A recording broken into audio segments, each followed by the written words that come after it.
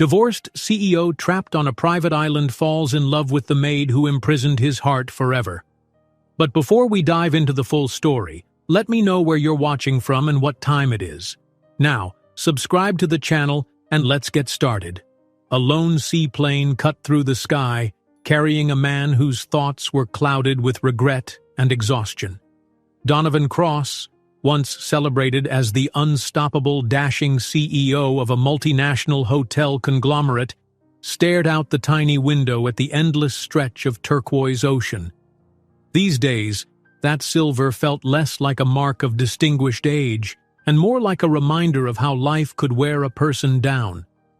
The official reason for his trip was an urgent need to unplug and recharge in the secluded luxury of his company's exclusive island resort. But the truth was more complicated. His divorce had been finalized just weeks before.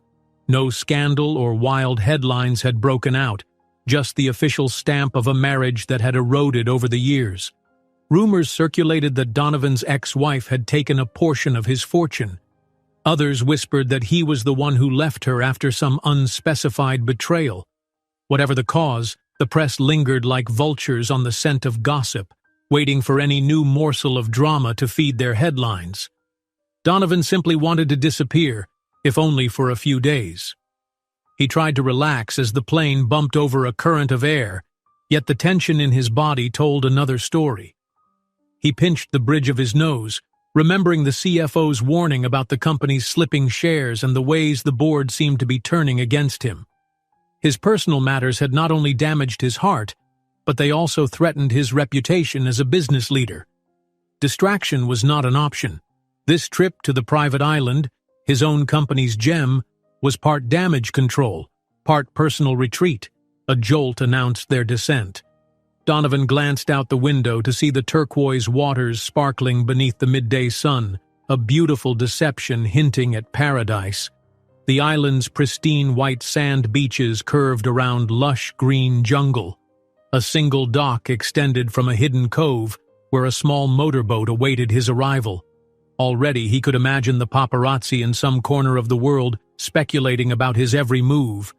Would they claim he was running from responsibility, or that he was hunting down some new romantic fling? At the dock, the pilot helped Donovan step onto the creaking wooden planks. The humidity enveloped him immediately, and he reflexively pulled at the collar of his expensive linen shirt. The caretaker assigned to greet him was nowhere in sight. Only the quiet rustle of palm fronds and the distant hush of waves filled the air. Donovan exhaled and noted with annoyance that the staff must be losing their efficiency. He'd have to talk to the resort manager about that. He began the short trek up the narrow dirt path that led to the main complex of bungalows, each hidden behind manicured tropical foliage. Although these bungalows were ordinarily for select VIP guests, Donovan's ownership gave him free rein, and he intended to use that advantage. No front desk formalities, no forced smiles from staff wanting tips, just a vow of solitude. He discovered that vow would be broken sooner than he expected. A single figure rounded the corner of the walkway, nearly colliding with him. She let out a startled gasp. A slender young woman with dark hair secured in a neat ponytail struggled to balance a stack of fresh towels that threatened to topple out of her arms. She wore the uniform of the island's housekeeping staff, simple and modest, made of crisp white cotton designed for the hot climate. On the left pocket, embroidered in subtle gold, was the name Carmen. I'm sorry, sir," she managed, breathless. "I didn't see you coming around the bend." Donovan took a half-step back, eyes narrowed. In the past, he might have barked at an employee to watch where they were going, but something in her wide, apologetic eyes kept his temper in check. "It's fine," he said curtly, stepping to the side. "Where's the resort manager?" Carmen struggled to steady the towels. He went to the mainland this morning, sir. He was supposed to be back before you arrived." "Should have known better than to expect punctuality," Donovan muttered, casting a glance over her uniform. "Are you housekeeping?" "Yes, sir," she said with a small nod. "If you'd like, I can direct you to your bungalow. I know which one has been prepared for you." A wisp of dark hair escaped her ponytail, and she brushed it aside. He noticed that behind her momentary nervousness, there was a calm sincerity in her voice. "That's fine. Lead the way," he replied. "I want to settle in and make sure the staff gets the message that I'm not to be disturbed unless there's a matter of life or death." Carmen swallowed and gave a single nod of confirmation. She turned and led him further down the winding path. En route, Donovan found himself studying the resort's state. The pathways looked somewhat overgrown, and he caught glimpses of chipped paint on certain bungalows. It seemed the high standards he'd once insisted on had been slipping in his absence. Eventually, they arrived at a relatively secluded bungalow perched atop a gentle rise with broad windows that faced the sea. While he wasn't expecting fanfare, Donovan was surprised that no one else was present to carry his bags or greet him. The short walkway to the front door was scattered with fallen palm fronds that nobody had bothered to sweep away. "Here we are," Carmen announced softly. She set the towels on a small shelf near the entrance. "Will you need anything else right away, sir?" He exhaled slowly, stepping into the living space. It was a large room with a vaulted ceiling of woven palm leaves, a polished wood floor, and a few pieces of tasteful furniture that evoked the island's tropical vibe. Though slightly dusty, it was still mesmerizing in its open-air design. Windows designed to draw in breezes, and a wide veranda offering unobstructed ocean views. He turned back to her. "When the manager returns," he said, carefully maintaining a calm tone, "tell him I expect a full report on the staff's performance and I'd like the path outside cleared. Understood?" She nodded, her expression betraying no offense or surprise at his request. "I'll relay the message, sir." With that, she turned to leave, but paused as though uncertain whether to say something. Finally, she opened her mouth, then hesitated. "Sir, there's been a forecast of severe storms for the next few days. If there's any time you plan to travel back to the mainland, it might be safer to do so soon." Donovan frowned, glancing at the sky through the large windows. Streaks of cloud began to cloak the intense sun, suggesting a shift in weather. "Storms, you say?" She nodded. "Yes, sir. We're not entirely sure how bad it will get, but the supply plane from the main island was cancelled earlier. You might want to keep that in mind if you're planning to leave." He felt the weight of her words, but shrugged. "I'll be fine." Carmen pursed her lips, not pressing the matter. Then, with a polite bow of her head, she turned and slipped back down the path, leaving Donovan alone. He released a slow breath and walked over to the veranda doors. The ocean remained calm, but the horizon was beginning to darken, as if a distant storm was brewing. For a moment, he let his shoulders relax, reveling in the hush. No blaring horns, no office phones ringing off the hook, no dreadful silence of his empty penthouse. He told himself he had come here to rejuvenate. However, the intangible weight of his crumbling marriage and battered self-worth refused to let him rest. There he stood, a man with wealth and status, yet he felt more like a lost traveler in an unknown land.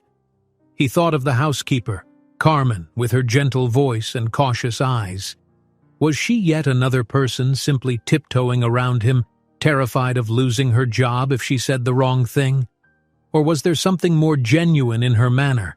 Someone who might see Donovan Cross, not the famed CEO, but the tired, hurting man behind the name? Shaking off the thought, he dropped onto a sofa. The warm breeze drifting through the open windows lulled him into a half-doze. The lonely hush of the island resonated with him, an unspoken promise of both isolation and hidden potential for renewal. Outside, clouds thickened, a sign of the coming storm. Little did Donovan know that the heavens were about to shut every possible door, quite literally trapping him on this remote bit of paradise. He was oblivious to the improbable connection that fate was preparing, the embittered, divorced mogul and the unassuming maid whose job it was to tidy the corners of the very empire he controlled. In that interplay of threat and wonder, he couldn't guess how the island itself would become both a sanctuary and a crucible. forging bonds neither breakable by storm nor undone by the scars of betrayal. All he could do for the moment was watch the clouds gather, feeling the distant rumble of thunder that seemed to echo the turmoil within his own heart. Late afternoon brought low-hanging clouds that slowly choked out the sun, casting the island in an eerie half-light. Donovan Cross stood on the veranda of his bungalow, staring out at a sky that threatened chaos.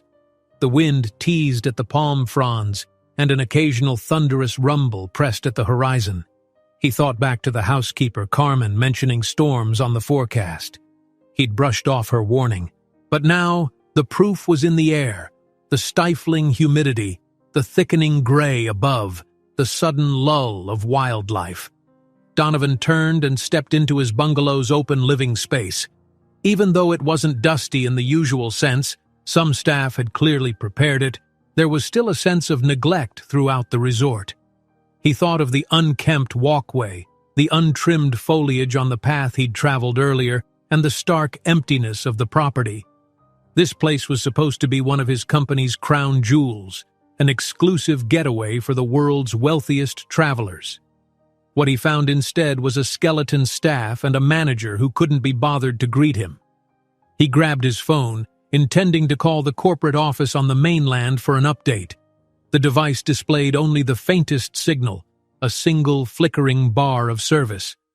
Annoyed, Donovan tried to dial, only for the call to fail. He repeated the attempt, pacing in frustration, but the result was the same.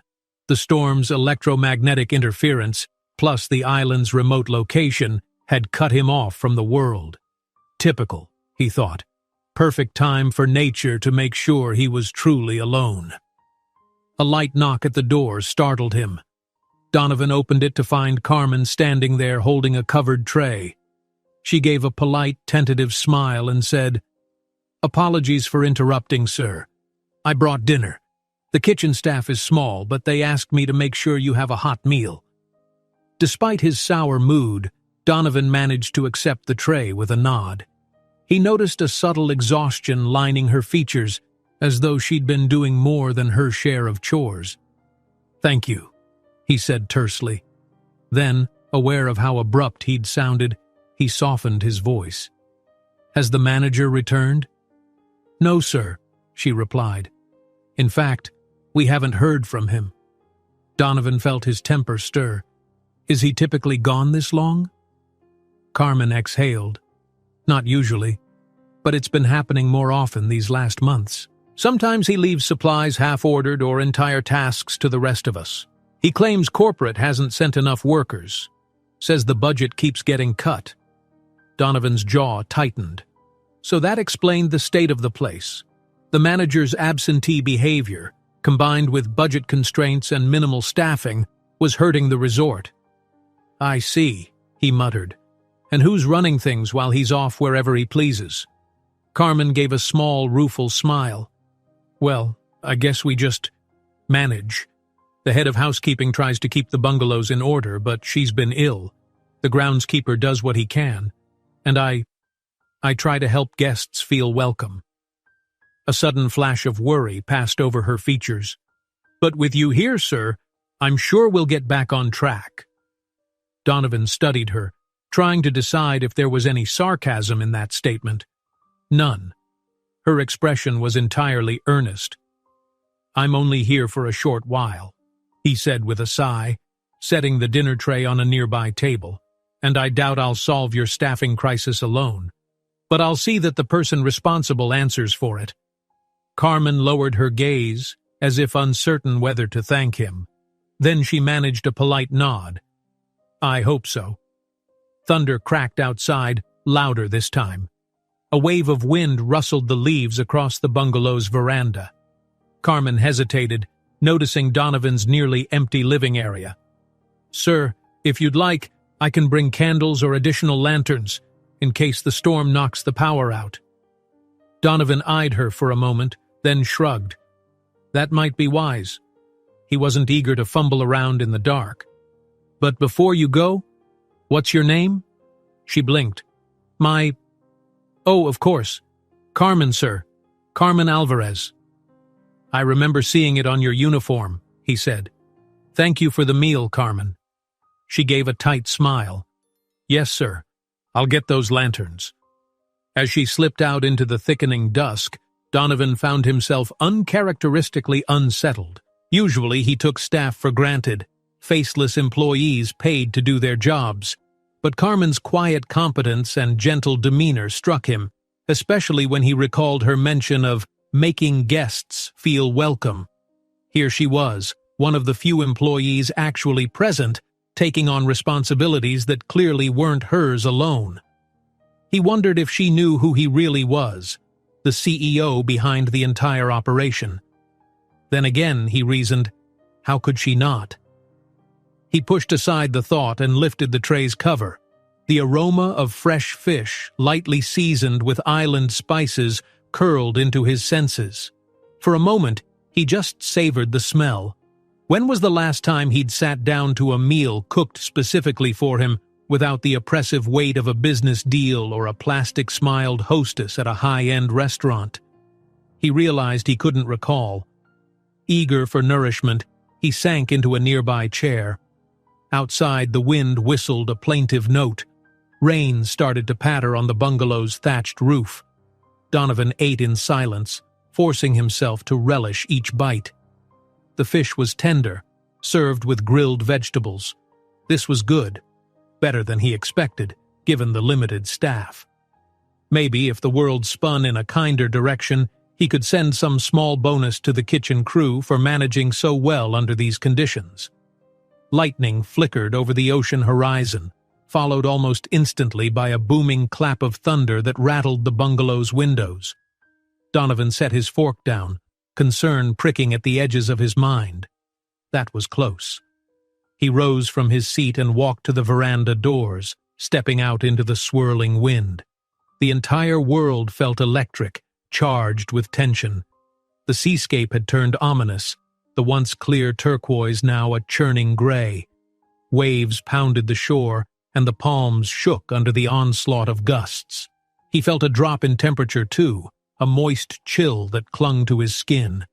He realized belatedly that if the storm grew worse, flights out might be canceled. Possibly the small boats too. A flicker of memory returned, Carmen's gentle warning about traveling back soon. He set his jaw, refusing to let the creeping worry consume him. He'd weather this storm. Perhaps it was exactly what he needed, a literal tempest to match the emotional turmoil inside. Recalling that he still had half a meal waiting, Donovan started back inside. That was when the first lights blinked out. It started in the distance, across the resort's grounds, where he spotted the warm glow of path lighting. Then the bulbs illuminating the lush walkways darkened, leaving only the faint reflection of lightning flashes. Finally, the lights within his own bungalow gave a final flicker, plunging him into near darkness. He sighed. So the power was out. Carmen had predicted this might happen.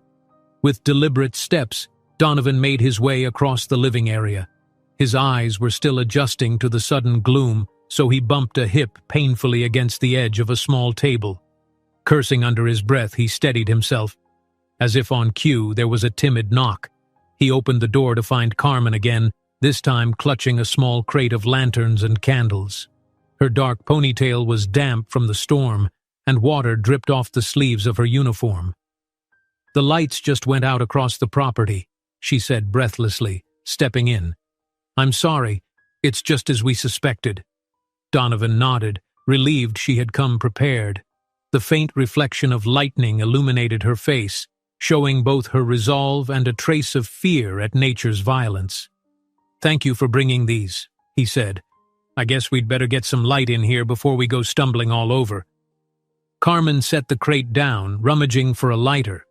Soon, a flickering glow cast dancing shadows on the bungalow walls.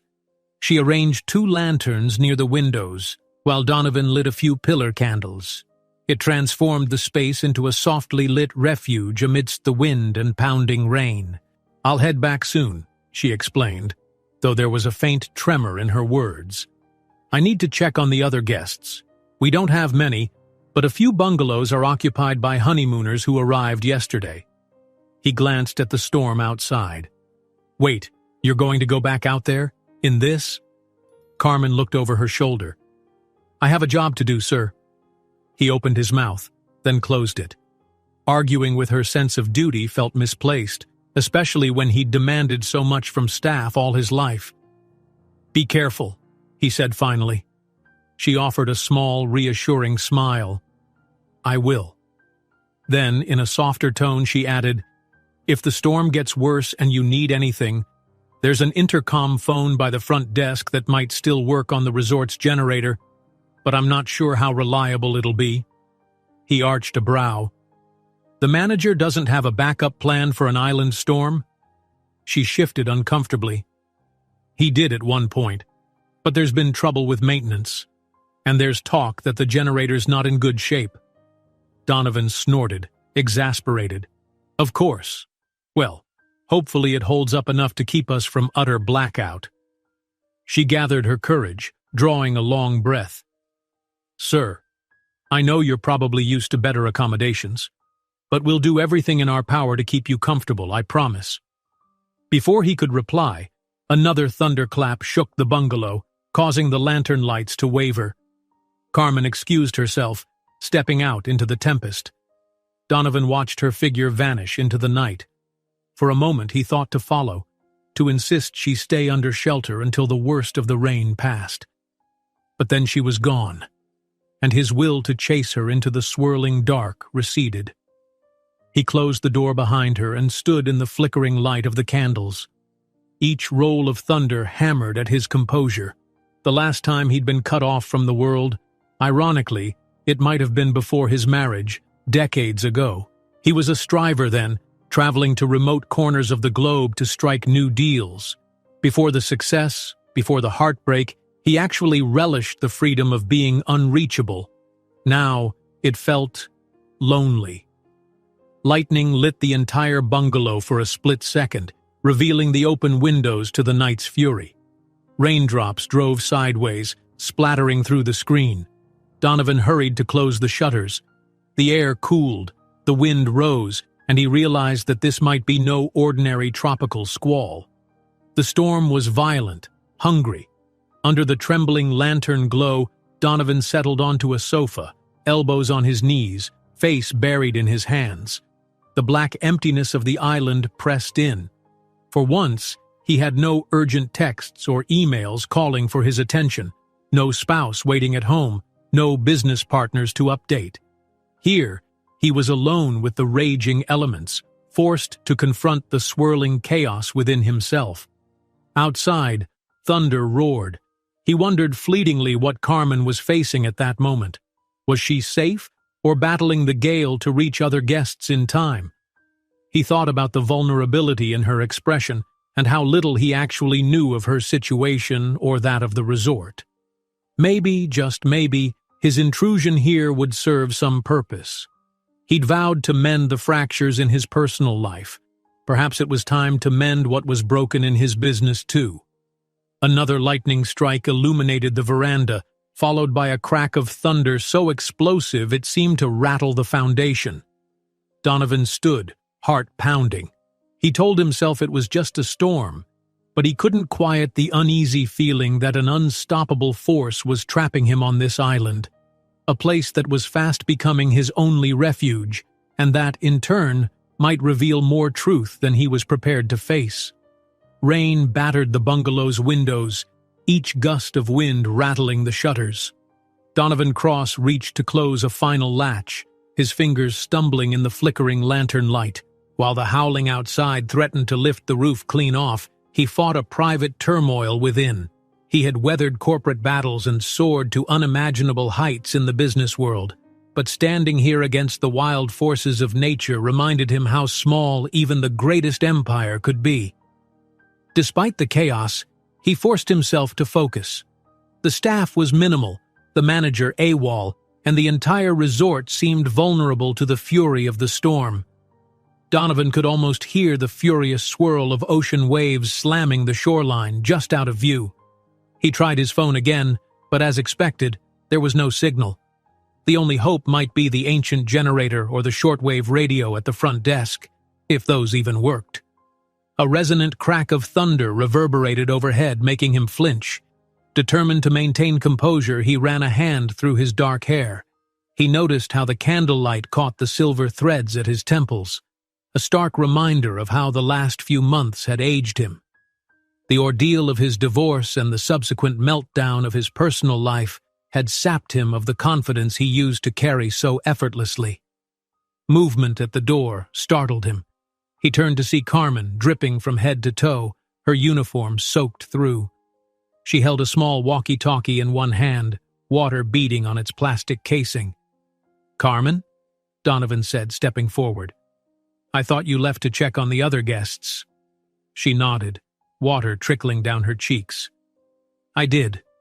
They're fine for now. A young couple on their honeymoon and another small family. They have enough candles and they're holed up until the storm settles." Her gaze flicked across the dimly lit bungalow, making sure Donovan was similarly safe. "But I realized this walkie-talkie might help us coordinate. The phone lines are out across the property." Donovan gestured for her to come in. "You're soaking wet. You shouldn't be out in this weather." Carmen offered a tired but grateful smile and stepped inside. He grabbed a spare towel from the supply shelf and handed it to her. She dabbed at her face and arms, never quite meeting his eyes. The storm hammered the roof above, wind shrieking past the bungalow's corners like a warning cry from nature itself. "I'll be okay, sir," she said softly, though her voice trembled slightly from the cold. "Just wanted to be sure you have a means to reach me or any of the staff in case the situation gets worse." Donovan took the walkie-talkie from her outstretched hand, turning it over. "Thank you. That's very resourceful." She nodded again. "We found a set of these in the storage room last month. The manager didn't say much about them, but they work on short-range radio frequencies. Should help us stay in contact." Outside, lightning revealed the veranda in a split-second flash, illuminating the sheets of rain that lashed the island. Donovan's eyes flicked toward the shuttered windows, dread forming in the pit of his stomach. This was more than a passing squall. It had the hallmarks of a full-blown tropical storm, maybe a hurricane. And if so, they were terribly unprepared. "Do you think anyone else might be trapped here?" he asked, lowering his voice as though the storm might overhear. Carmen wrung the towel in her hands, gaze dropping. "I'm not sure. Typically we see small day tourists, private day charters, or guests who arrive on seaplanes for exclusive weekends. But with the weather warnings, I'd guess no new arrivals came in after you." He felt a pang of guilt. Everyone had told him not to come, or at least to keep an eye on the weather. Even the pilot of his seaplane looked uneasy when he'd insisted on landing. Now Donovan might have inadvertently stranded himself and perhaps Carmen and the other staff on this island, with limited resources and a manager who'd conveniently vanished. In the faint light of the lanterns, Donovan studied the lines of worry etched into Carmen's features. He recognized that expression, the determined calm of someone used to bearing responsibility they never asked for. With a soft sigh, he murmured, "Sit down for a moment. Catch your breath." Surprise flickered across her face. "But sir, it's not—" "Please," he said firmly, gesturing to the small armchair near the sofa. "We won't get through this storm if we're all exhausted. Take a minute, then you can go if you must." Reluctantly, she sank into the armchair, the wet fabric of her uniform clinging to her. She still held the damp towel, fidgeting with its edges.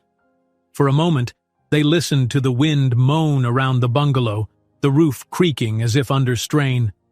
Donovan found the walkie-talkie's power button and flicked it on. Static hissed. No voices came through.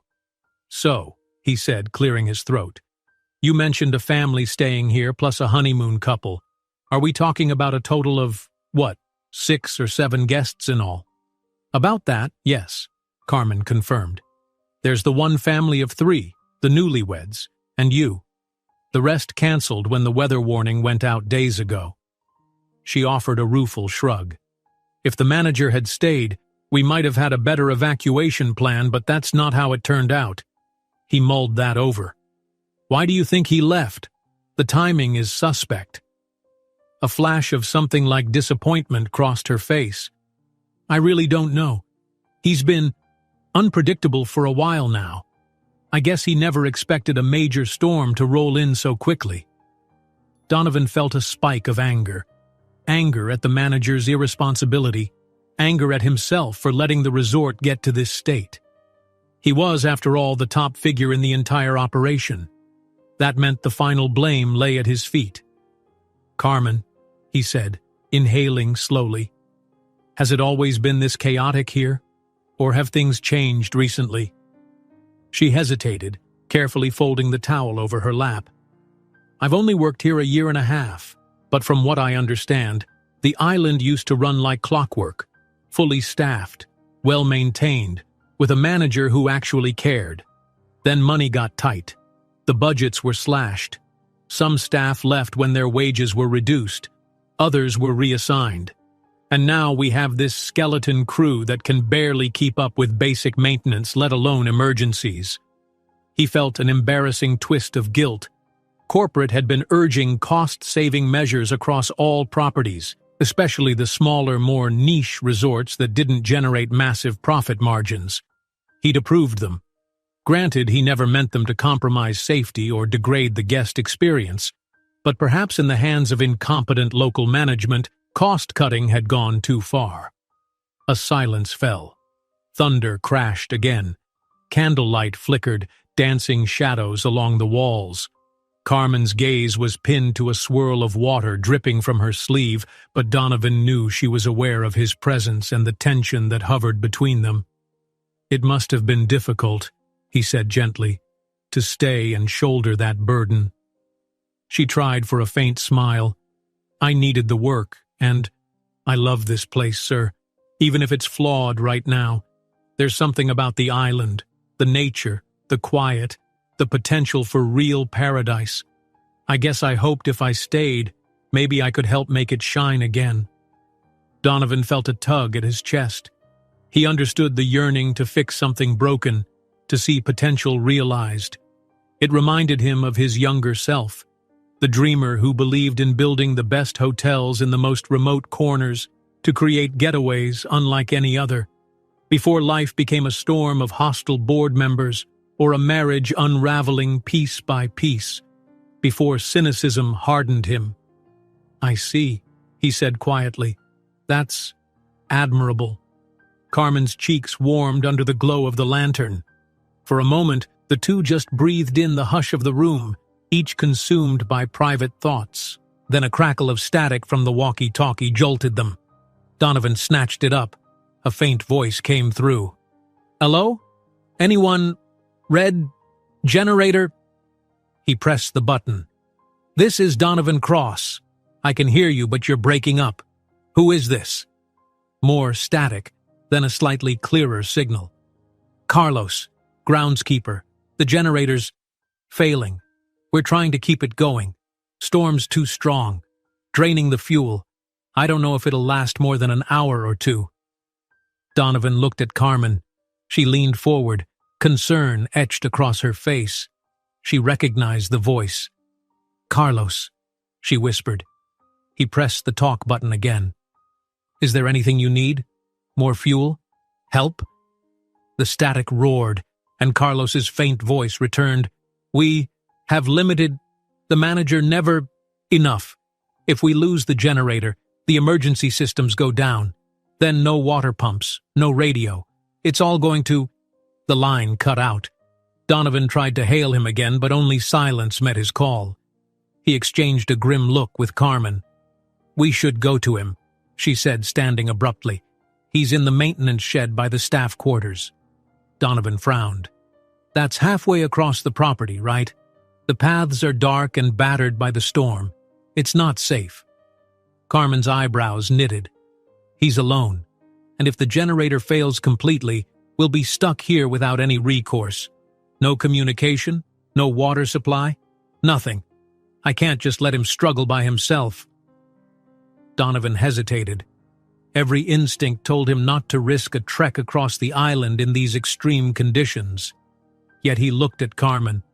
saw the worry in her eyes and remembered that this entire resort was teetering. If Carlos gave up on the generator, not only would they lose power, they'd lose their only lifeline to outside help.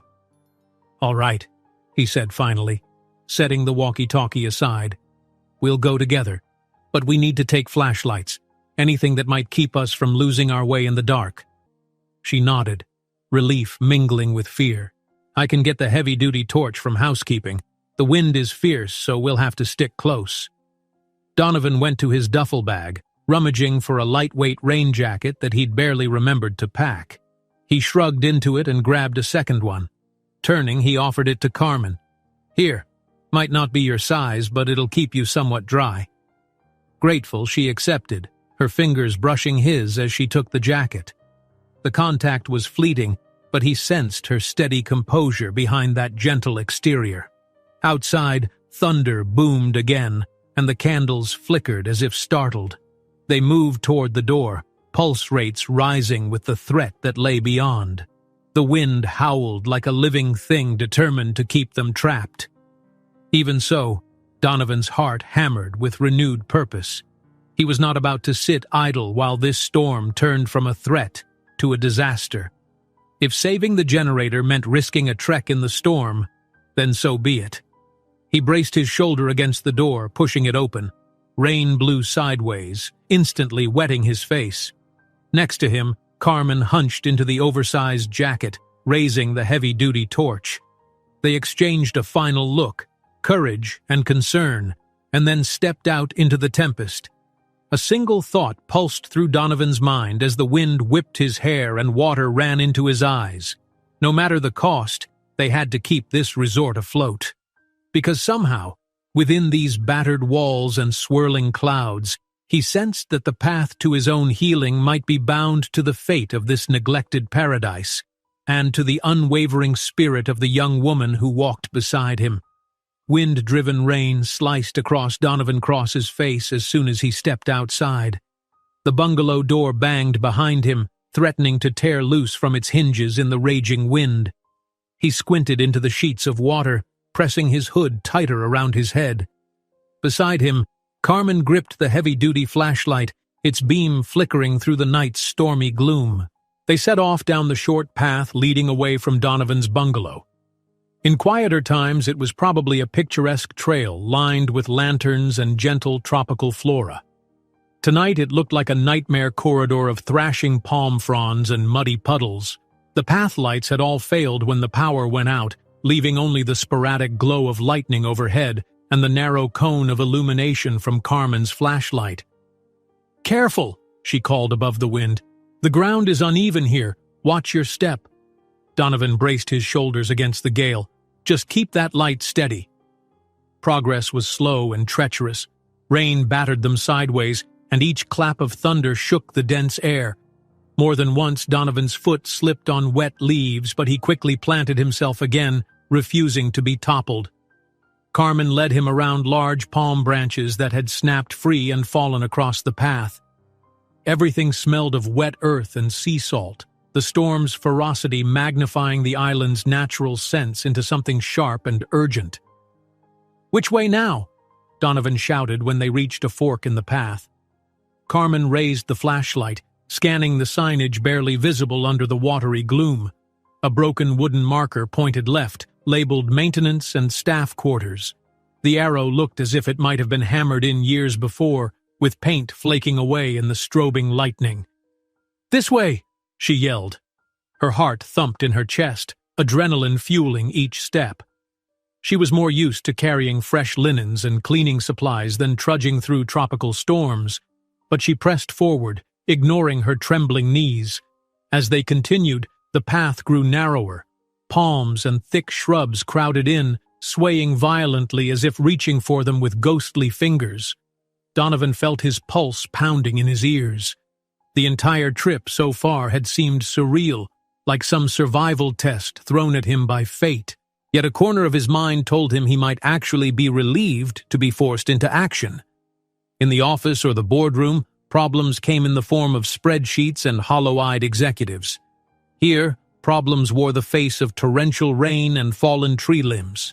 Somehow, it felt more honest, more real. Lightning forked across the sky, revealing a clearing ahead. A low building sprawled on the far side, unlit and forlorn. Its metal roof glinted dully in the brief flash. This was presumably the maintenance shed and staff lodging complex. Carmen quickened her pace, raising the flashlight's beam to scan for signs of life. "Carlos!" she shouted. The wind carried her voice away. She tried again, louder. "Carlos!" For a tense moment, the only answer was the roar of rain. Then, faintly, came a muffled clang from the building's far side. Carmen veered off the path, forging her own route through squelching mud, Donovan at her heels. He noticed his boots were already soaked, water sloshing around his ankles with every step.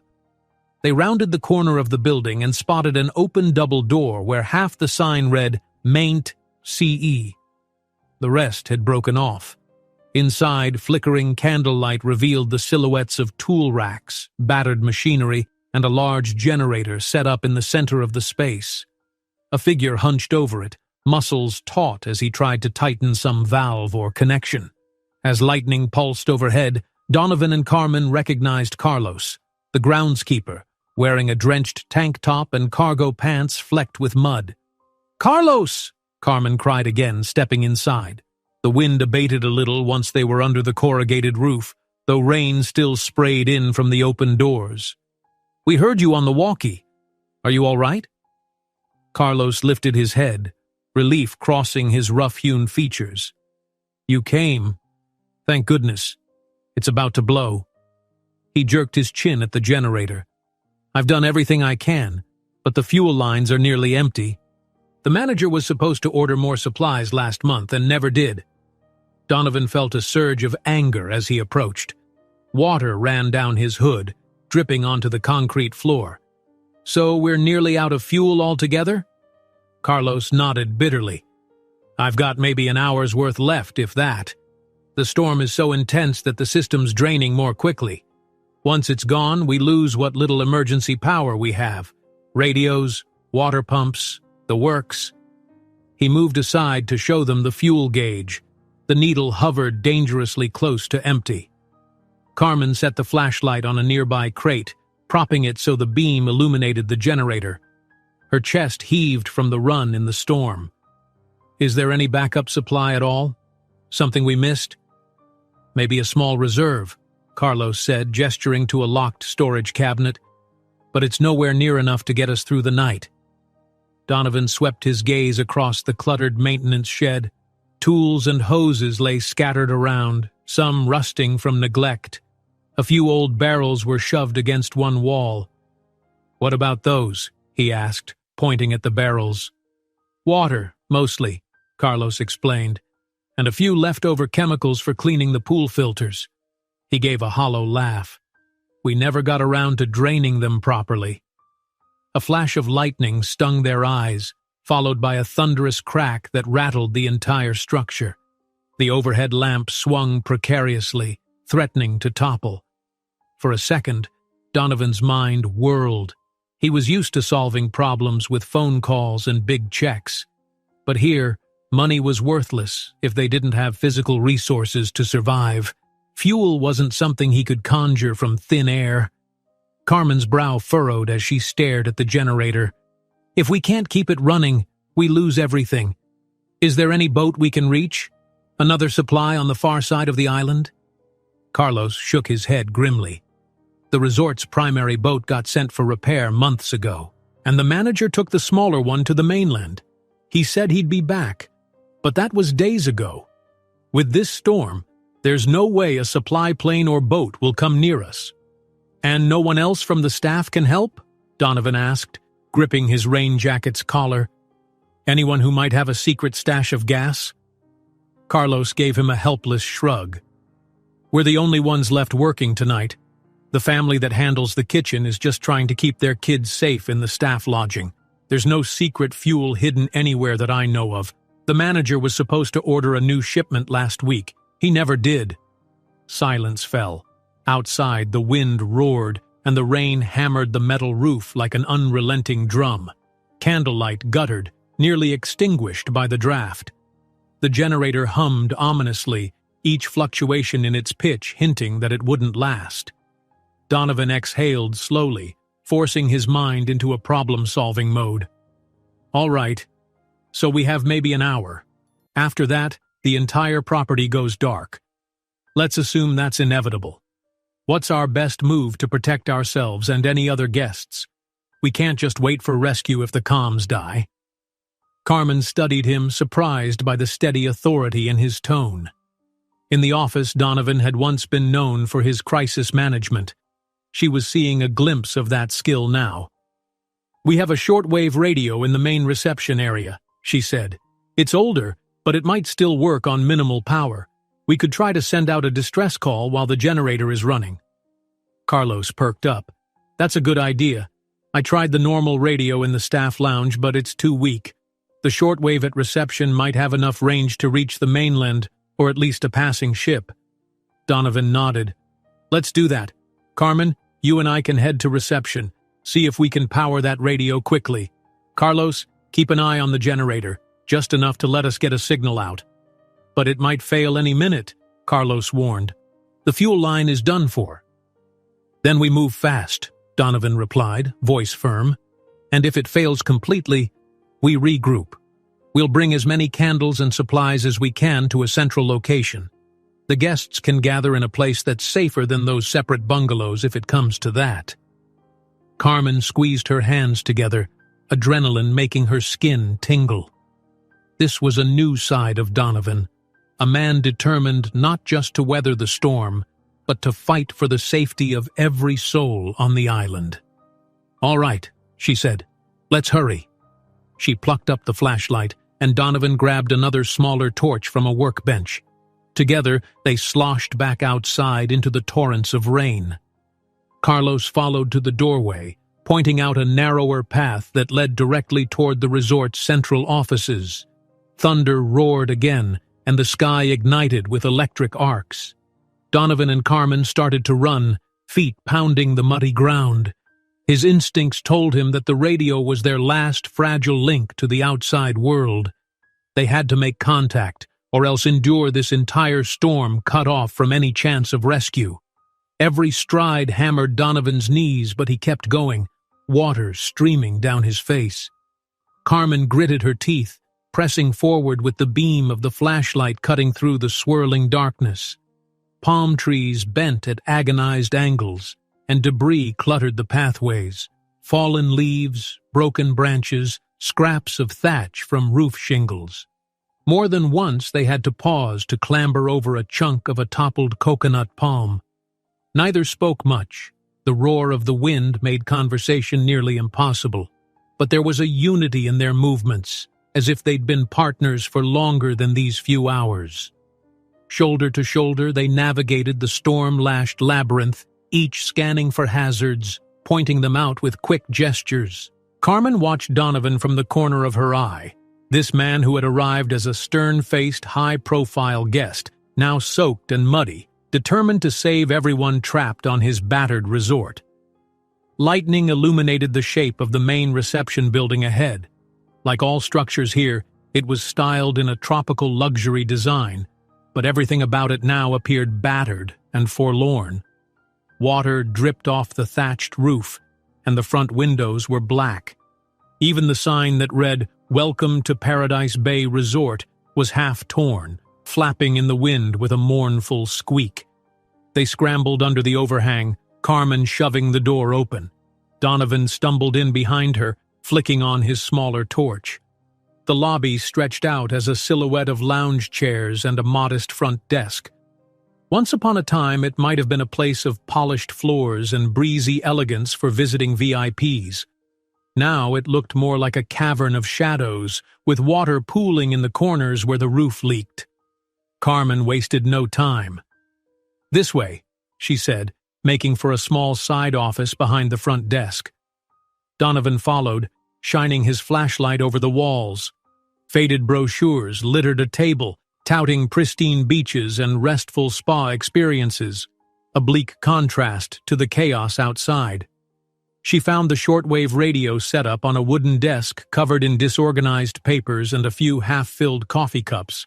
Something told Donovan that housekeeping never had the bandwidth to tidy this space. Carmen quickly checked the cords. "We need power," she said anxiously. "Even if we can only get a trickle." Donovan flipped a switch near the desk. Static crackled from the radio's speaker. Both of them froze, exchanging a look of cautious hope. "It's still running," he whispered. "So the generator hasn't died yet." Carmen pressed the transmit button. "Hello? This is Paradise Bay Resort calling. Please, we need immediate assistance. If anyone is receiving, please respond." She waited, eyes darting to Donovan. Silence. Then a hiss of static. She tried another frequency. For several agonizing moments, all they heard was the persistent crackle of interference. Donovan's gut twisted. If no one was listening, if the storm blocked the signal, they'd be truly isolated. He took a breath, leaning toward the microphone.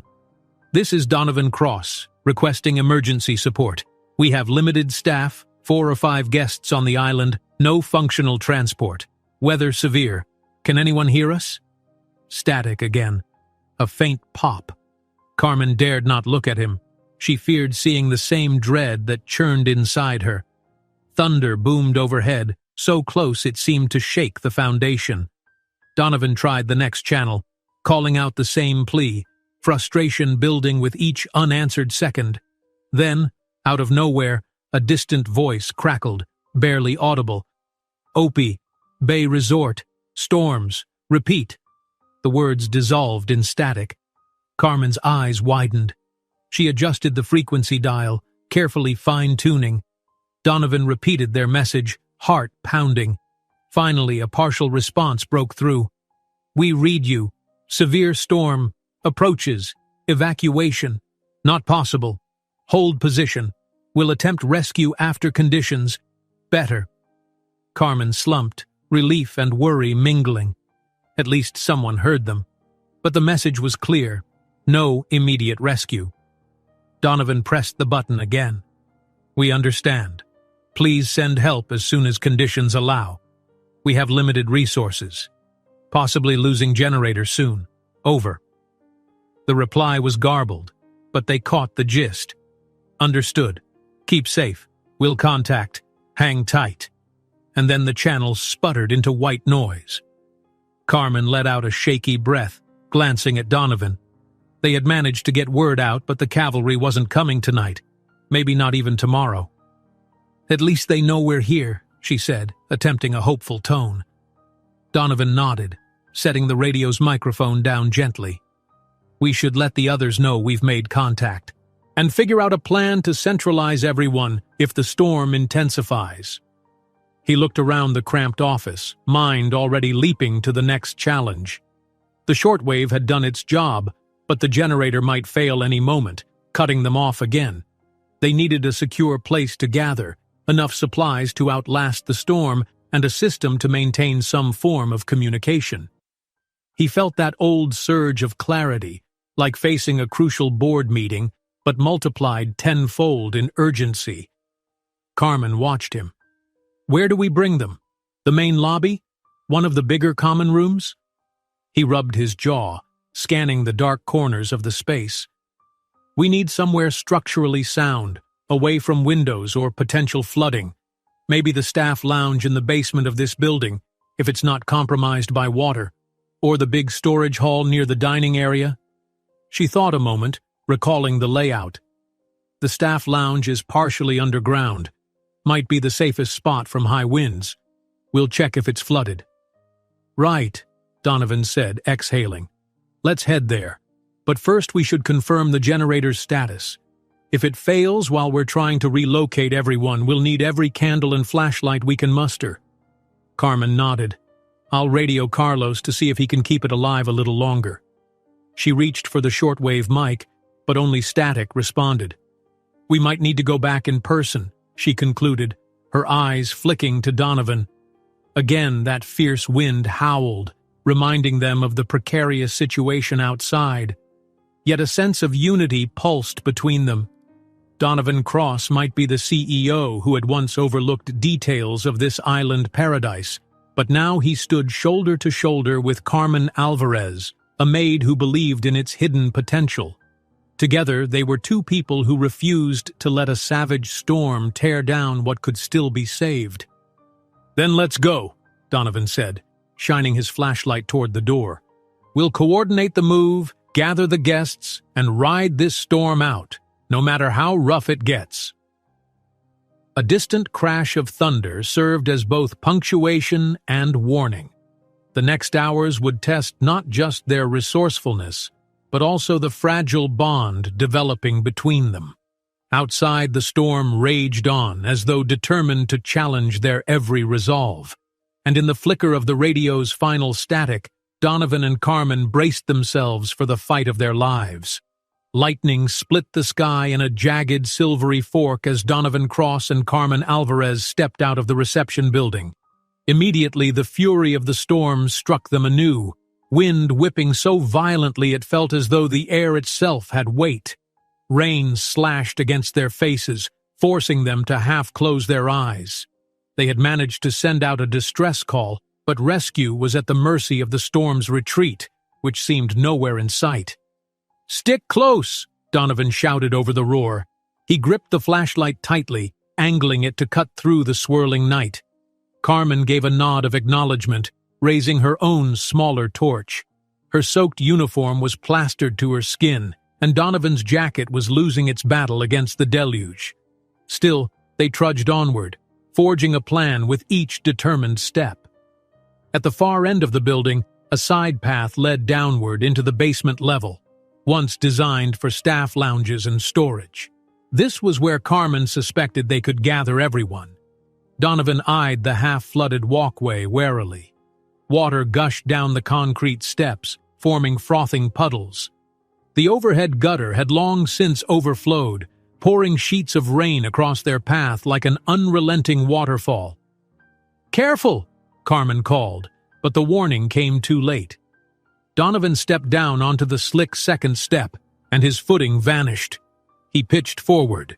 Before he could fall headlong, Carmen dropped her flashlight and grabbed his arm. The jolt of her grip steadied him, and for a breathless instant, they clung to each other. Adrenaline shot through Donovan's veins as he realized how narrowly he'd avoided a harsh tumble. "Thank you," he gasped, regaining his balance. He felt Carmen's hands linger on his arm, her fingers trembling from more than just the cold. Her cheeks were flushed in the pale glow of the fallen flashlight. "Be careful," she repeated, her voice softer now.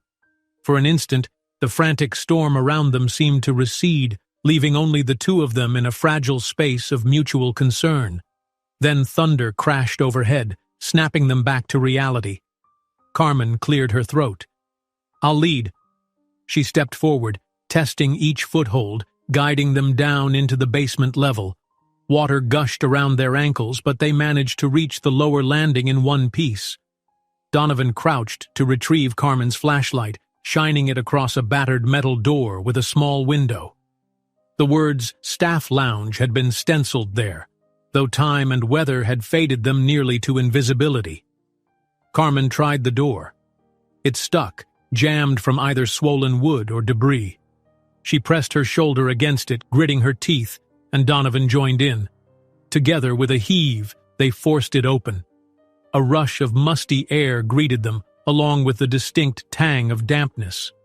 The overhead fluorescent lights were, of course, dark. No power remained for that corner of the property. Donovan swept the flashlight around.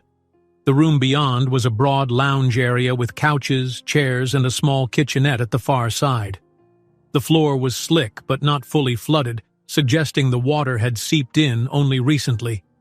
He spotted a sagging ceiling tile in one corner, dripping steadily into a growing puddle.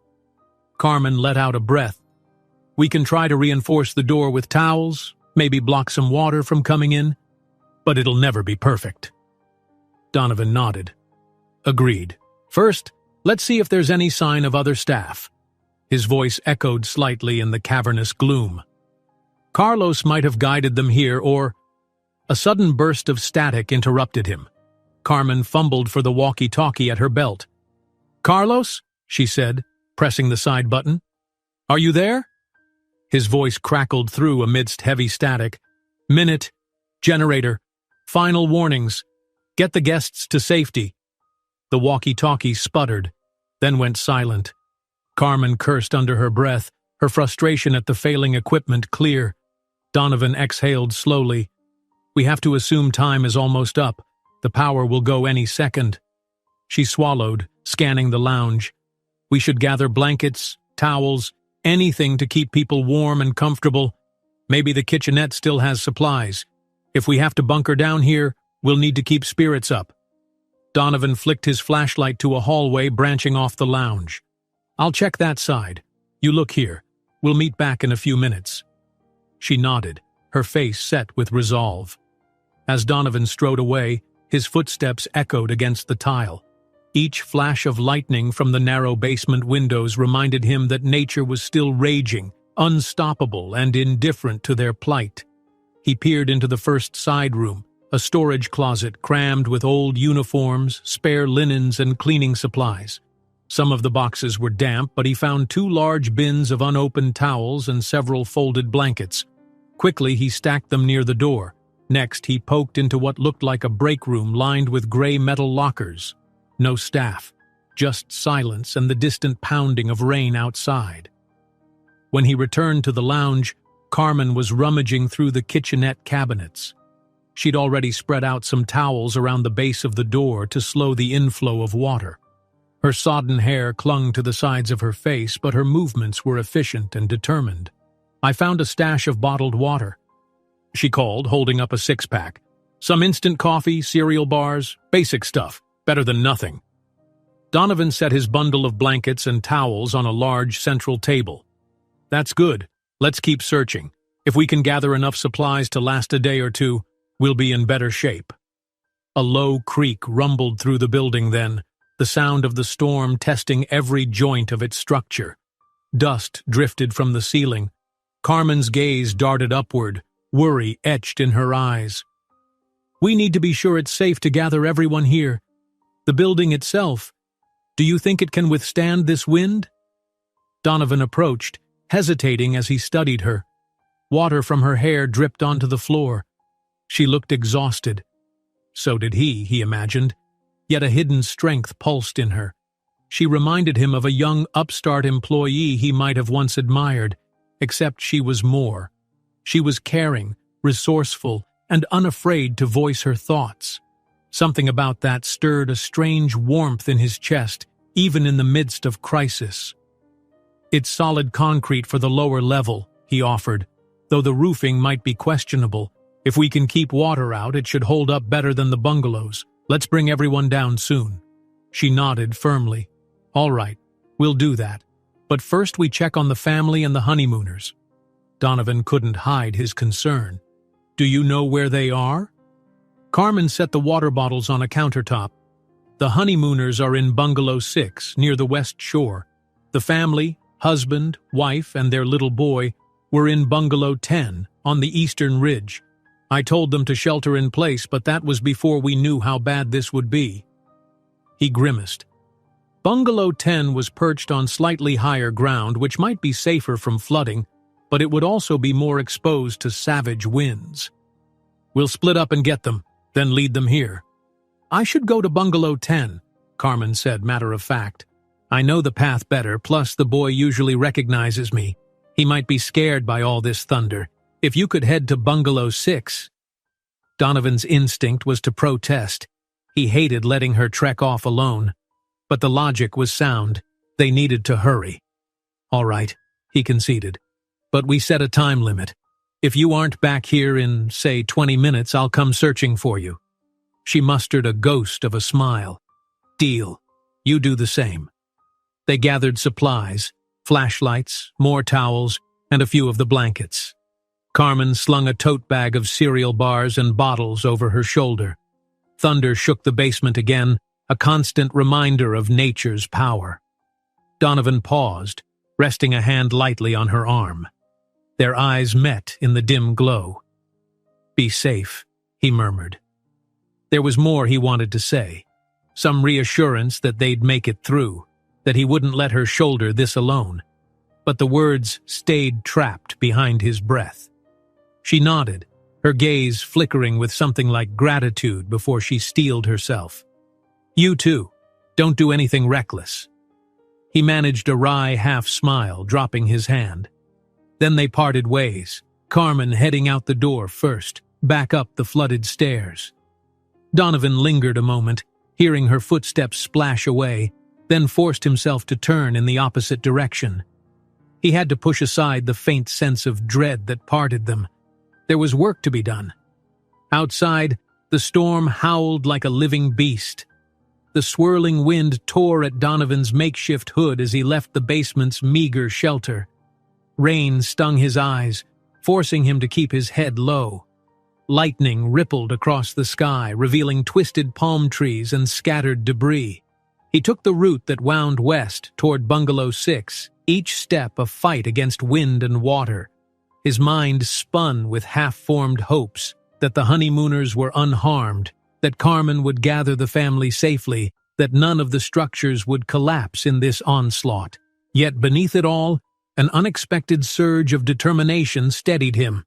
This island, battered and neglected, needed someone willing to care. And Carmen, an employee with a spine of steel, had shown him how important that was. He wasn't just saving a few guests. He was saving a vision of what he once wanted his resorts to represent: comfort and sanctuary, even in the most remote places. He pushed on into the night, thunder shaking the sky overhead. Bungalow lights had all died. No flicker of life beckoned. Still, he knew that the honeymoon couple was probably inside, scared and confused, in dire need of reassurance. As Donovan navigated a fallen coconut tree blocking part of the walkway, he braced his shoulders, ignoring the water streaming down his face. In that instant, he decided he'd see this through, no matter what. If he could guide them all to safety, perhaps he'd find atonement for the neglect that brought this resort, and his life, to a tipping point. And he prayed silently that Carmen would be all right too, out there in the storm, risking herself for the family in Bungalow 10. For now, they both battled the elements alone, spurred on by the same unspoken conviction.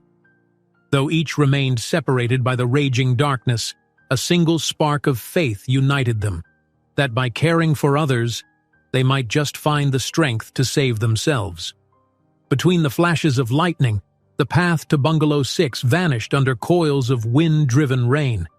Donovan braced a palm against a swaying palm trunk to steady himself, inhaling air that tasted of salt and damp leaves.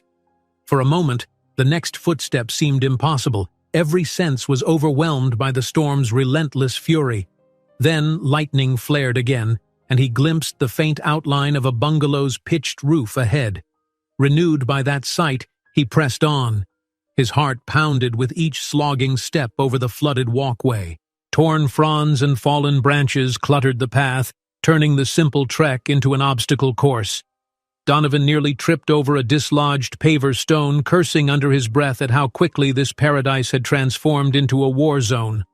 In the corner of his mind, he couldn't help thinking of Carmen, trekking alone in another direction to save a terrified family. The idea that she might be in danger spurred him forward even faster. At last, he reached a low wooden sign that read, "Bungalow 6, in elegant script. The placard was half torn from its post, clattering in the wind. The bungalow itself was dark, not a single light to be seen. Donovan approached the front steps, calling out over the thunder, "Hello, is anyone in there?" No immediate answer, only the howl of the storm. He banged on the door.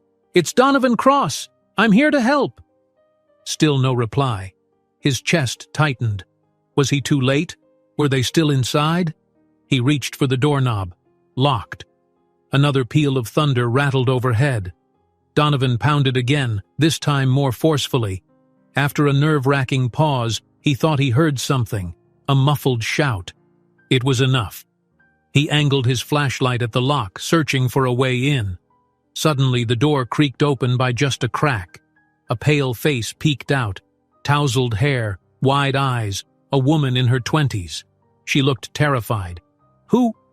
"It's okay," Donovan said, raising his voice over the wind. "I'm with the resort. We have to get you someplace safer. The storm is too strong to stay here." Her eyes flicked to his flashlight and soaked rain jacket. My husband, he's in here. We heard the wind, the thunder, the windows started leaking. We didn't know what to do." "Let me in," he urged. "I can explain." She hesitated only a second before pulling the door wide enough for him to slip through. Inside, the bungalow was eerily quiet compared to the roar outside, though water dripped from multiple leaks in the thatched roof, creating a discordant tap-tap on the floor. He spotted the woman's husband near a low couch, frantically shoving towels against the threshold of a glass door that led to a small balcony. Puddles spread across the floor, evidence that the wind and rain had forced their way in. Donovan introduced himself quickly, wiping rainwater from his brow. "I'm Donovan. The power's out, but we still have an emergency plan. You can't stay here. It's too exposed. We've got a gathering point in the basement of the main building. That's our best chance." The husband turned, looking simultaneously relieved and anxious. "We were trying to hold out, but we can't stop the water. And the wind—" Another gust slammed the bungalow, making the wooden walls groan. The couple exchanged a fearful glance. "We'll lead you to safety," Donovan assured them. "Grab your essentials. Warm clothes, maybe a blanket if you can. Hurry." It took only moments for them to scramble around the darkened space, collecting a small bag that presumably held passports, phones, and some personal items. Donovan asked if either of them was injured. They shook their heads, though the wife confessed that her heart was pounding out of her chest. "I'm Karen, by the way," she said, voice trembling but trying to be polite. "And this is Noah."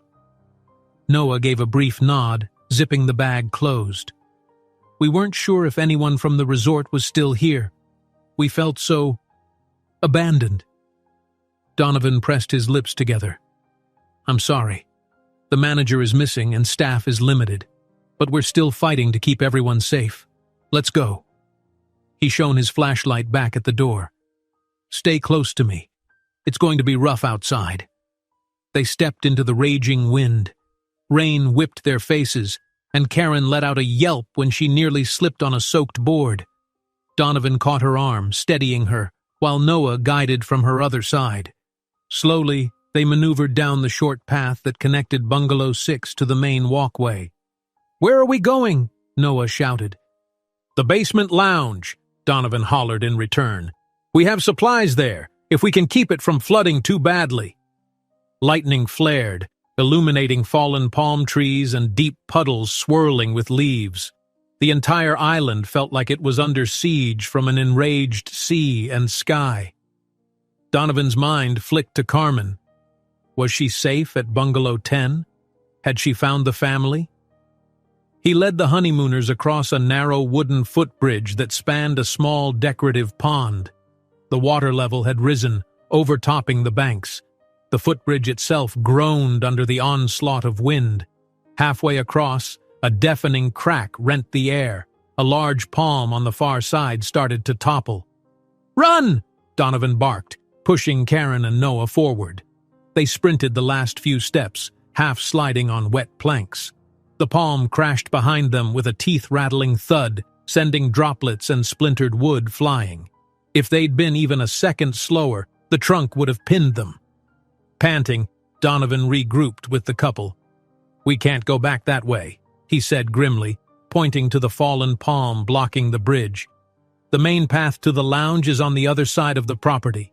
We'll have to navigate around." Fear sparked in Karen's eyes. "But we don't know any other way." Donovan forced a reassuring tone. "I've studied the resort's map. We can cut through the courtyard near the spa building.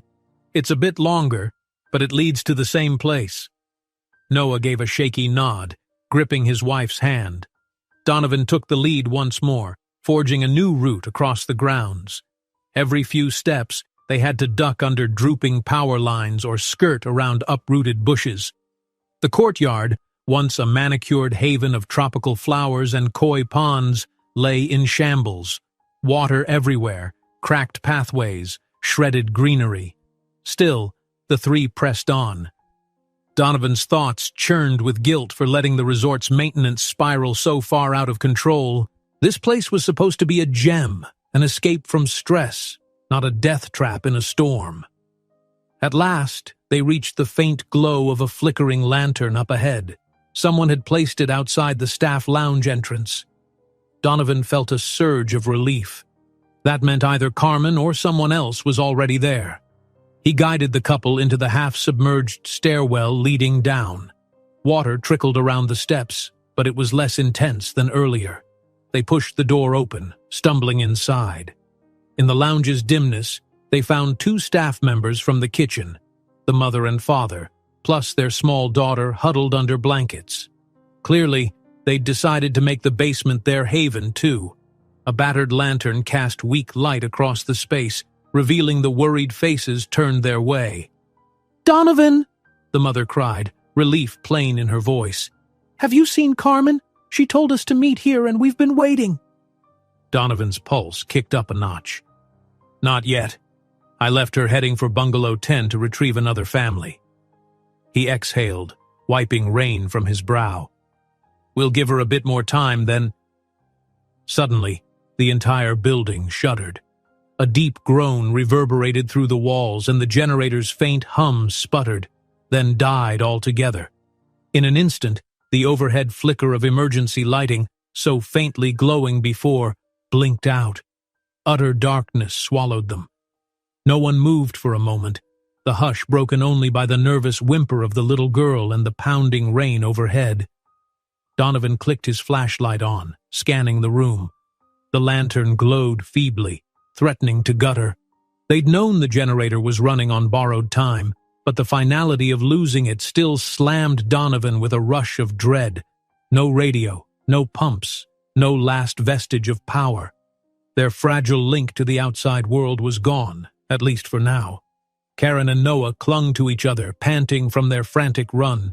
The kitchen staff couple comforted their daughter, who sobbed softly. Donovan steeled himself, focusing on the immediate need. Carmen and the family from Bungalow 10 were still out there. He turned to the staff father, a gaunt man with worry lines etched deep into his face. "You said Carmen told you to come here? Did she say anything else?" The man shook his head. "Only that she'd bring the folks from Bungalow 10 and meet us soon. That was maybe 10 minutes ago." Donovan's gaze flicked to his watch. He could barely make out the time in the dim light. He'd told Carmen they'd regroup in 20 minutes. How long had it been? 15? 18? The swirl of chaos made it hard to measure. Regardless, she was cutting it close. The building groaned again, and the overhead rum of wind made the entire lounge feel like a submarine under siege. Donovan forced himself to speak calmly. "All right, let's arrange these blankets. We'll form a space that's as dry as possible in the corner, away from the leaking spots. Noah, can you help me fortify the door to keep more water out?" Noah nodded, already stepping forward. The others launched into quiet activity, needing a sense of purpose to stave off fear. Donovan spared a thought to Carmen with each breath, praying she was safe. She was resourceful, he reminded himself. She'd been the one guiding him since day one. Yet the pounding storm offered no mercy. Every thunderclap resonated with foreboding. The minutes ticked by. Donovan found himself pacing the waterlogged floor, watching the door as if expecting Carmen to burst in at any second. Each time lightning flared through the narrow windows, he craned his neck, hoping to see movement outside in the swirling dark. But she did not appear. The swirling question in Donovan's mind grew louder. What if something happened to her? He pictured collapsed trees, rising floodwaters, the possibility of a mishap on the slippery paths. Guilt threatened to choke him. He'd let her go alone. He should have insisted they stay together. Or he should have gone himself. He forced himself to think, if she's not back soon, I'll go out to find her. That resolve tightened in his chest. He and Carmen had risked their own safety to save these guests. Now that they were here, he could not, would not, leave her to fend for herself. Lightning flashed once more, illuminating the lounge in a momentary blaze of white. Then darkness returned, and Donovan inhaled the damp, stale air. Whatever it took, he would not abandon Carmen Alvarez in this storm. If their bond had begun as mere caretaker and guest, or boss and employee, it had grown into something deeper, a partnership forged in crisis. The wind outside keened, fierce and unrelenting. Time was running out. If Carmen didn't return soon, Donovan knew exactly what he had to do. Brave the storm one more time, search every path, every flooded corner of the island, until he brought her back. Because in that flash of clarity, he understood a truth that stunned him. Losing her was not an option. He pressed his palm against the cool wall, gazing at the door with tense determination. Above the crash of thunder, his mind echoed with a vow, "Carmen, please hold on, I'm coming for you."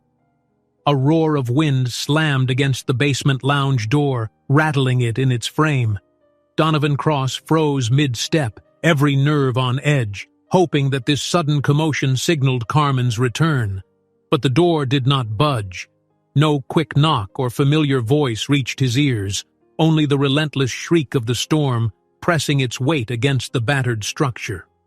Outside, lightning cracked in quick succession, as if the heavens themselves were pounding a war drum. He turned to the small group clustered in the dimly lit lounge. Karen and Noah, the newlywed couple, the young kitchen staff family with their wide-eyed child. Their expressions were a tangle of exhaustion and fear, each fighting to remain calm despite the uncertainty. Water seeped in from multiple points, beneath the door, along the edges of a window near the ceiling. Donovan's flashlight shone on a growing puddle that darkened the lounge's old linoleum. Every few moments, a thunderclap reverberated, so strong it felt like the ground trembled. Carmen still hadn't arrived. Donovan clenched his fists, his mind racing with questions. How much time had elapsed since they parted? It felt like an eternity, though realistically it might have been only 15 or 20 minutes. He'd promised to wait a short while before going after her, but dread churned in his gut. If something had happened, if a fallen tree blocked her route, or if swirling floodwater had trapped her and the family from Bungalow 10, then every second that passed might spell disaster. He inhaled, seeking composure, and stepped over to the cluster of worried faces. In the fading glow of a single lantern perched on a table, he tried to speak with authority. "I'm going out to find Carmen and the other family," he said firmly, voice low enough not to alarm the child. "She should have been back by now." Karen shook her head, eyes going wide. "But you can't. It's crazy out there. That palm tree almost crushed us on the way here." Noah nodded in agreement, pressing a protective hand to Karen's shoulder. "We barely made it ourselves. If you go, you risk getting lost or hurt. Then who will help if something goes wrong here? I can't just stay put." Donovan's voice tightened with conviction. He could see the logic in their warning. If he went out, he might not return. But the alternative felt unthinkable. "Carmen would do the same for any of us. She's risking her life to bring that family to safety. I won't abandon them." The mother from the kitchen staff raised a hesitant voice. "We're grateful you came for us, but maybe Carmen found another route. She's resourceful. Isn't it best to wait a little more? The storm might calm." Donovan shook his head. "Judging by the intensity, this storm isn't showing any sign of stopping soon. If she's trapped somewhere, waiting longer only decreases our odds of helping. The basement might be safe enough for now, certainly safer than wandering the island. But that's exactly why I have to do it, so someone else doesn't have to." He glanced at the child who was curled up beneath a blanket, eyes full of tears. Donovan softened his tone. "Look, all of you stay here. Block the door if the wind worsens. Conserve your lantern's fuel. I'll do my best to return with Carmen and the other guests as fast as I can." Before anyone could offer further protest, Donovan knelt by his bundled collection of blankets and rummaged for a spare flashlight, one of the last spares they had. He tucked it under his belt, then stood, casting a final look over the group. He saw desperation in their eyes, saw how they looked to him for direction. Before this crisis, he'd felt undone by his divorce and the meltdown of his personal life. Now, ironically, he was needed more than ever. "You're sure about this?" Noah asked, stepping up. The man's voice held equal parts gratitude and alarm. "At least let me come with you." Donovan briefly considered it. Another set of hands might be helpful, but it also doubled the risk that someone could be lost or injured. He weighed the honeymooners' inexperience with the island, the severity of the storm, and the fact that the group in the lounge needed adult help if a partial collapse or flood occurred. He shook his head, firm. "Stay here, protect your wife, and watch over these folks. One less person to worry about in the storm means I can move faster." Noah looked poised to argue but relented under Donovan's stern gaze. Instead, he reached out and offered a handshake. Donovan took it, their grip strong, a silent exchange of respect. Then, with a steadying breath, Donovan approached the lounge door. The wind howled outside, scraping the door with a rasping sound. Each rumble of thunder made his heart pound. He thought of Carmen's dark eyes, the determination in her face, and the warmth in her voice when she said she'd bring that family to safety. He had to find her. He pulled the door open. Wind and rain immediately tore at the edges of the blanket barricade. With a grunt, he forced his way out, shutting the door behind him. The howling tempest closed around him like a hungry mouth. Everything beyond the small patch of doorstep was awash in blackness, broken only by jagged lightning. Water gushed from the overhead gutters, splashing off his hood in near-constant streams. "All right, Donovan," he muttered to himself, adrenaline coursing. "Focus." His memory of the island's layout told him that Bungalow 10 sat on higher ground along a ridge toward the eastern edge. That meant he needed to circle the main building, navigate the open courtyards, and then climb the walkway that wound around the ridge. Even under normal conditions, it was a bit of a trek. In this chaos, it might be near impossible. He pressed forward, staggering under gusts that nearly knocked him to his knees. The wind seemed to shift unpredictably, one moment shoving him sideways, the next nearly ripping him backward. Around him, the island moaned. Bent palm trees rattled, the shrieks of their fronds reminiscent of frightened animals. Donut-shaped lawn chairs, once artfully arranged around a pool, now lay strewn in random piles. Sand and salt stung his face whenever the wind took a certain angle. Lightning flared overhead, and for half a second, the entire resort flickered in silhouette. Donovan glimpsed shattered windows, upturned carts, waves surging far too close to the usual shoreline. In that frozen instant of brilliance, he saw a path that curved around what used to be the pool area. If he could get across that stretch of pavement, now littered with debris, he might slip behind the row of staff cabins and catch the route up the ridge. He made for it, each step a battle. The pool itself had overflowed, turning the surrounding area into a lake of brackish water. He waded in cautiously, cursing as water sloshed up to his calves. The wind whipped up small waves against his legs, and he had to fight for balance. Overhead, thunder boomed again, but he pushed forward, shining his flashlight. The beam bounced off the rippling water, revealing a slick walkway on the far side. He nearly cried out in relief when he reached solid ground again, though a fallen tree trunk blocked the immediate path. Donovan clambered over it, ignoring the scrape of splintered bark against his rain jacket. Once he cleared it, he could see the slope that led upward toward the eastern ridge. The path was narrower than usual, half hidden by tangles of broken foliage. No turning back. He started up the incline, bending low in the face of lashing gusts. Each footstep squished in the muddy ground. Occasionally he paused to shine the flashlight ahead, ensuring he didn't plummet into a sudden washout or trip on a fallen trunk. The climb seemed interminable. Lightning gave him glimpses of the path's twisted route.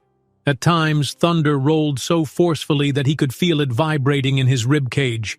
A snagging branch hooked onto his jacket, halting his forward momentum.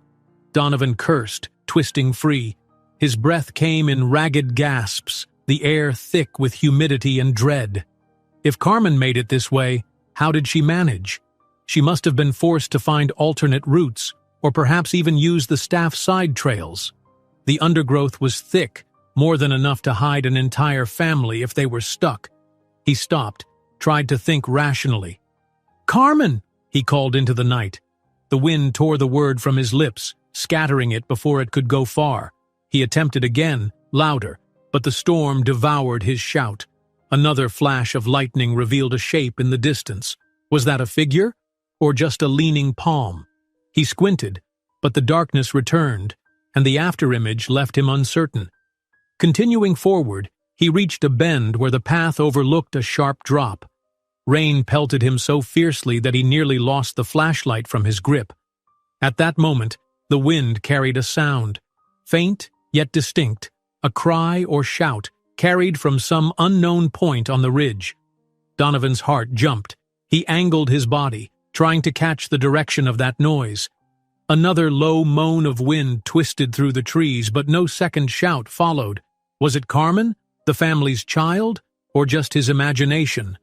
Raising the flashlight, he pressed on, calling out every few steps. "Carmen, can you hear me?" Lightning painted the night again. This time he thought he saw a subtle movement near a small structure, a maintenance hut perched on the ridge. Perhaps the manager used it for storing gardening equipment. Could that be where Carmen had taken shelter? He wrestled past a row of toppled shrubs. Mud caked his boots, each footstep squelching as if the ground wanted to swallow him. When he finally reached the structure, he found the door ajar, banging in the wind. He braced himself against the frame. "Hello?" he hollered, shining the flashlight inside. Empty, just a bunch of half-rusted tools, battered sacks of fertilizer, and a stale smell. No sign of Carmen or the family. Donovan's pulse hammered with renewed anxiety. Time was slipping away. He was soaked to the bone, shivering from a combination of cold and raw adrenaline. Come on," he muttered, forcing himself back outside. The ridge path continued onward, curving behind the maintenance hut. Maybe the family had tried to follow a more direct route, or maybe Carmen had found them and guided them somewhere to wait out the storm. The question was, where? He resumed his slow climb. A bizarre hush descended between bursts of thunder, and in that fleeting lull he heard something new, a child's voice, shrill with fear. Donovan's pulse spiked as he scrambled around the next bend. "Carmen!" he shouted again, his voice cracking. Lightning tore across the sky, and this time there was no mistaking it. A small figure huddled on the ground near the path. Donovan saw the glint of water on a child's face, eyes wide, hair soaked. Instantly he lurched forward, nearly slipping in the mud. The child let out a sobbing gasp as Donovan approached. Then, over the thunder, came another voice, faint but desperate. "Hang on! I'm here!" Carmen's voice. A swell of relief nearly buckled Donovan's knees. He aimed the flashlight beyond the child and found Carmen kneeling a short distance away, trying to lift a man from a shallow ravine. The woman from Bungalow 10 was half-crouched beside her, arms wrapped around another child. It looked like the father had slipped down the muddy slope and wrenched his ankle, or worse. "Donovan!" Carmen cried when the flashlight beam fell on him. Her voice trembled with exertion. "We're stuck! He can't walk! He slipped! I couldn't leave them, but I can't pull him up alone!" Donovan wasted no time. He sloshed closer, taking in the scene. The father's leg was twisted and his face gleamed with pain. The mother clutched their young boy, tears streaking her cheeks. They looked battered by wind and fear. And Carmen, though exhausted and soaked, was still fighting, arms braced as she tried to shift the injured man upright. Donovan plunged a hand under the man's arm, hooking his other around a sturdy branch for leverage. Mud threatened to slide them all back, but he steadied his footing. "On 3, he gasped. Carmen nodded. The father winced but gave a feeble nod too. 1, 2, 3. They heaved together. The father cried out as weight pressed on his injured leg, but they managed to haul him up onto the path's relatively even ground. Rain hammered them mercilessly, and wind rattled the foliage. Yet for one fleeting instant, Donovan felt a surge of triumph. The man was safe on level ground.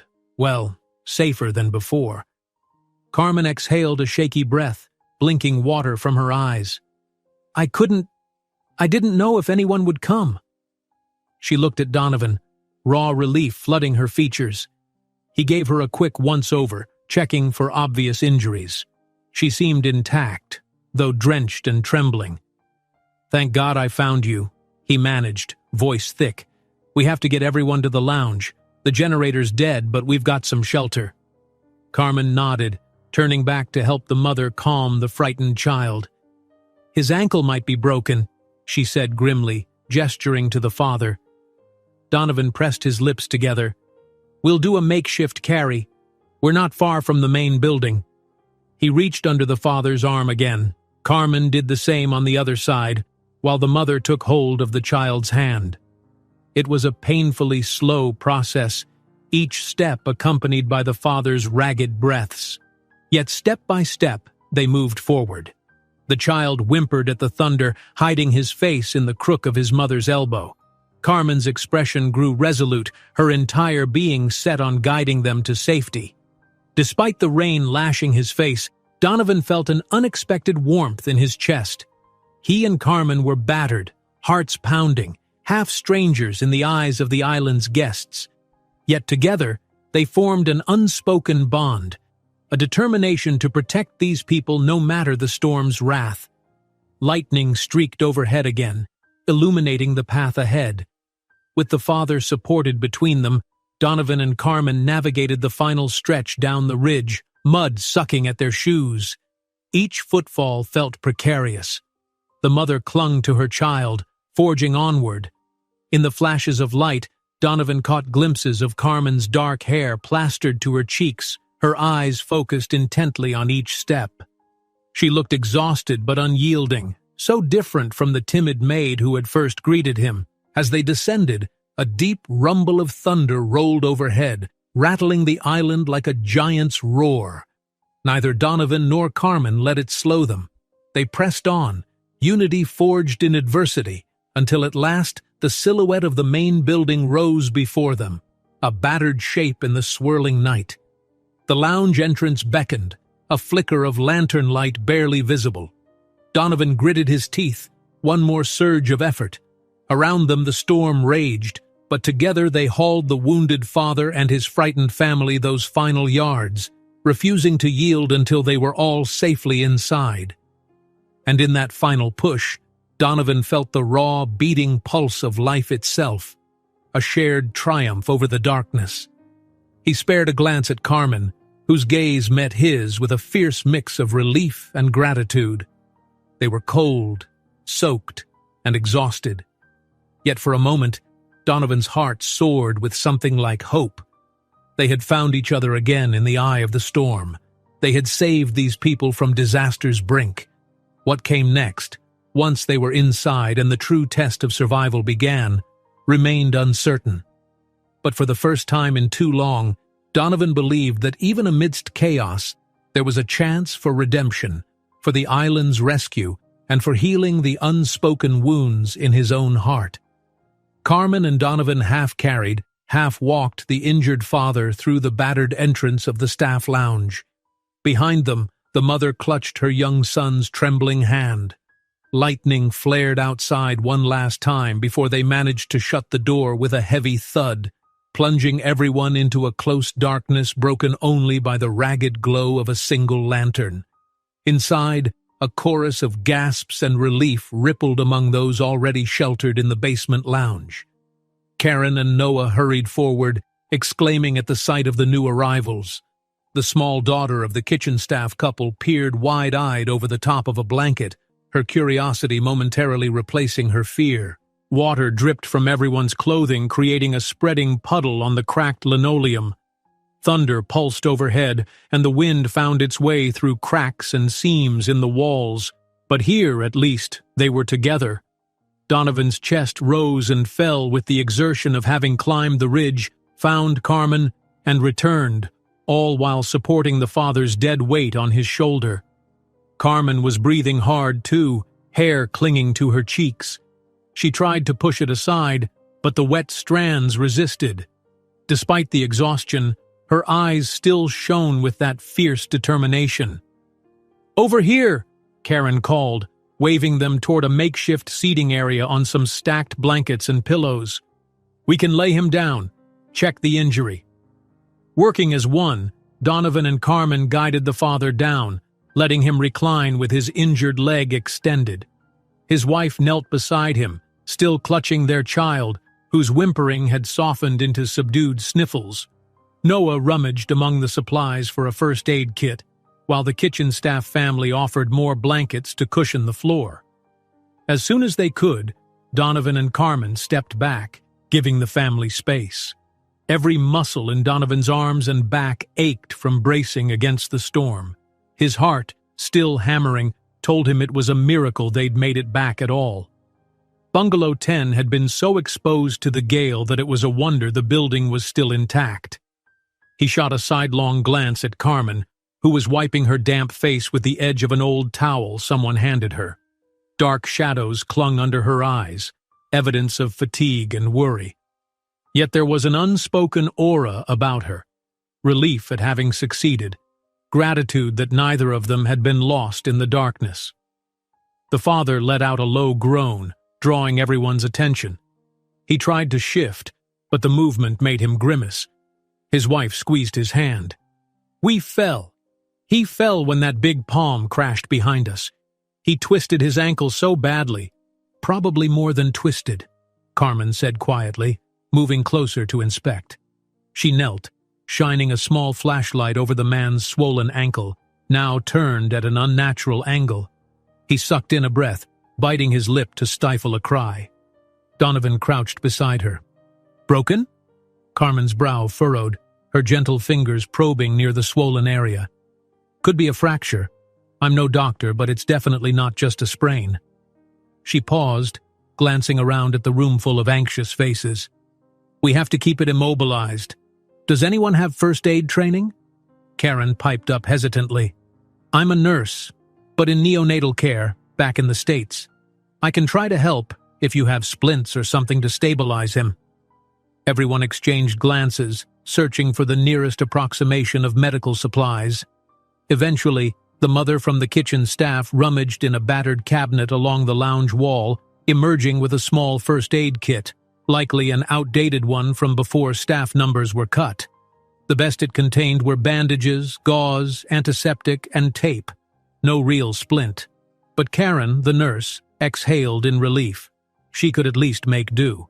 She fashioned a makeshift brace using a strip of sturdy cardboard from a nearby box, wrapping gauze over it to keep the man's ankle from moving. He winced, sweat beading on his brow, but whispered words of thanks. His wife hovered, softly comforting the child, who clutched at his father's sleeve in mute alarm. All the while, the storm slammed the building. The entire lounge felt as though it might buckle under the sheer force of howling wind. Water trickled from the ceiling in multiple places, collecting into small puddles. The flickering lantern light turned every expression into a canvas of dancing shadows. Donovan surveyed the room, counting the total souls present. The honeymooners, the kitchen staff couple and their daughter, the newly rescued family of 3, Carmen and himself. That made 10 people in total, 10 lives, pinned under a brutal storm with no guarantee of external rescue until the weather relented. Carmen stood slowly from the father's side and returned to Donovan's position by the lounge door. There they eyed each other in the dimness, and it struck him how in just a few days their dynamic had shifted so drastically. She had begun as a reserved housekeeper, quietly apologizing for the manager's failings. Now they shared the weight of leading a crisis. A flicker of something unspoken passed between them, a mutual respect and gratitude, maybe even a bond forged through adversity. "Thank you," she said at last, voice barely audible over the storm's rumble, "for coming to find us. I didn't think you would." Donovan felt a pang, hearing the strain in her tone. "Of course I would."